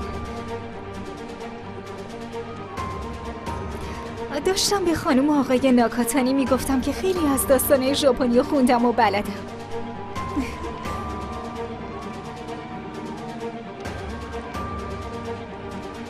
که اینطور Because my wife doesn't know any languages except Japanese, she's bored. I appreciate you bring Miss Natsu here. I'm glad Mrs. Nakatani is happy. 本当にありがとうございます。そうだ、今度日本に桜の季節にお二人で遊びに来てもらいましょうよ。حتما میایم. خانم ناکاتانی دعوتمون کرد فصل شکوفایی گیلاس بریم ژاپن. شما و من جدا جدا.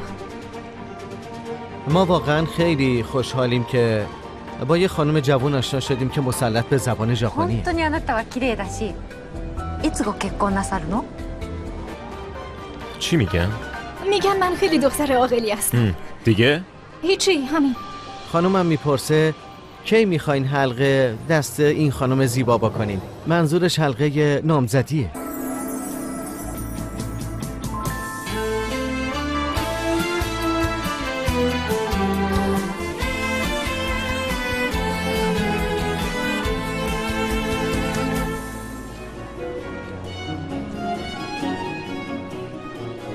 شما نمیخواین با این خانم زیبا برقصین؟ اگه نرقصیم خانم ناکاتانی خیلی ناراحت میشه.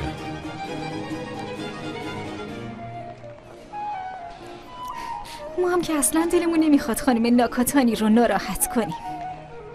جالبه که انقدر در برابر الکل مقاومی. هرچند که تعجب نداره، بدن دیگه عادت کرده. عادت کرده؟ من به الکل عادت ندارم و امشب از روی عصبانیت خوردم. اولین شب نوشیدنی. مجبوری انقدر حرف بزنی؟ نه، فقط تو وقتی که من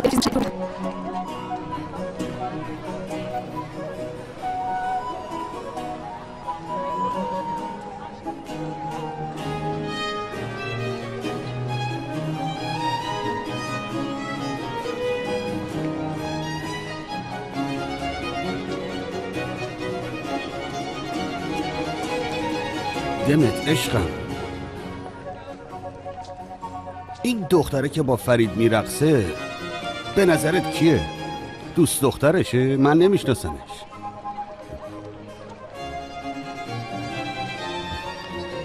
دمت خانم. چه میدونم هاکان، اصلا به ما چه مربوطه عزیزم. خسته شدم، بگو ماشینو بیارن، میخوام برم خونه. برقص فرید اصلان، برقص.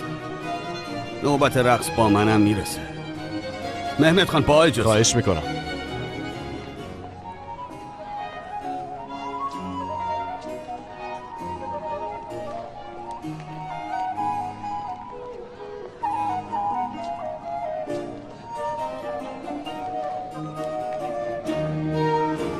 بوی خوبی میدی.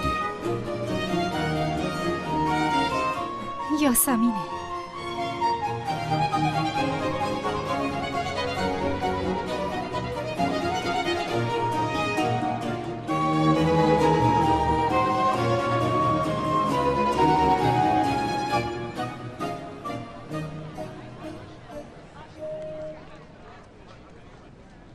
جناب ناکاتانی، موافقین بریم؟ من و خانومم دلمون برای قهوه خوردن تو حیاتتون تنگ شده. فکر خوبیه خانم ناکاتانی. منم عاشق منظره اون خونه. あなたも一緒に来られますよね。 نازلی خانومم میان قهوه بخورن دیگه نه؟ بله البته. بیام که چی بشه؟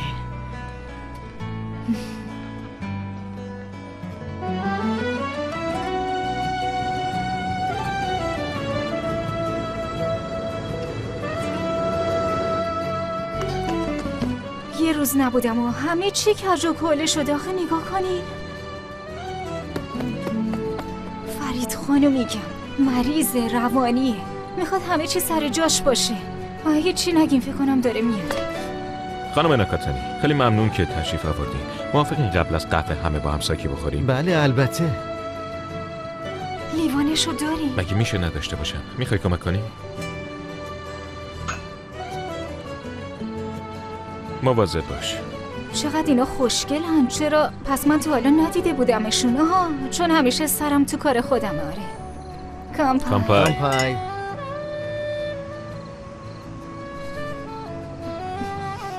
今回はあなたに会えて本当に嬉しかったわ。また次回もぜひお会いできるのを楽しみにしていますね。همسرم میگه خیلی دوست داره تو سفر بعدی بیشتر با نازلی خانم وقت بگذرونه. بله چرا که نه؟ برم قهوه درست کنم، دیگه وقت قهوه است. دیگه دیر شده، ما میریم. قهوه باشه برای دفعه بعد، خوبه؟ باشه هر طور که شما مایلین. قهوه باشه برای دفعه بعد. راننده منتظره، میرسونتتون هتل. خیلی ممنونم. بازم تشریف بیارین. حتما. آقای ناکاتانی به امید دیدار. خیلی ازتون ممنونم فرید خان. مواظب خودتون باشین. چشم. بازم بیاین اینجا.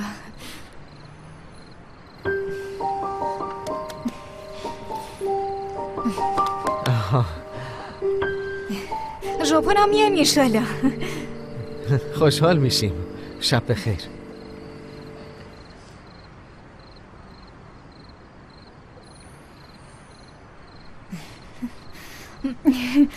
من کیفمو برمیدارم میرم. داستان مار 7 سری که ساکی میخوره و میمیره جالب بود. آره پس چی؟ ساکی بخوری میمیری بابا. برداشت تو کاملا سطحی بود. پیام داستان به ما اینه که درگیر احساس نشو، منطقی قدم بردار. یعنی این فرید اصلان همه چی تو چارچوب منطق، همه چی قانونمند و خیلی کسل کننده و حال به هم زن. آره؟ تو چی؟ با احساساتت حرکت میکنی یا منطقت؟ معلومی که با منطقم. یعنی مثلا من با این وضعیتم هم کار میکنم، هم درس میخونم، تازه گذشته از اون با وجود اینا از گردش و خوشگذرونی هم کم نمیذارم. تو منو تو آشپزخونت دیدی، خیال کردی آدم ساده ایم نه فرید خان؟ همچین خیالی میکنی؟ آره؟ نه عزیزم اصلا معلومه که ساده نیستی.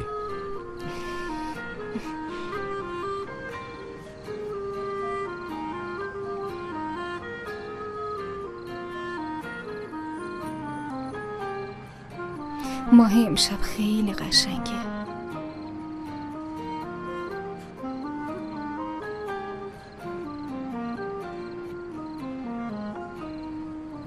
به نظر منم قشنگه. هوام خوبه ها.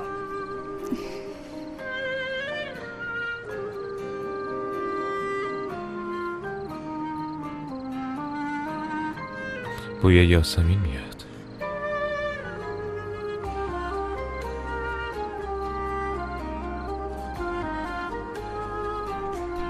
من داشتم میرفتم، پاشم برم دیگه. نرو. امشب اینجا بمان.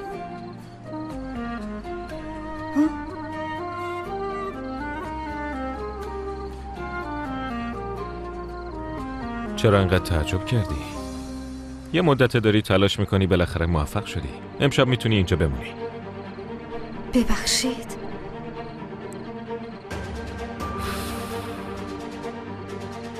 خودتون نزن به اون راه.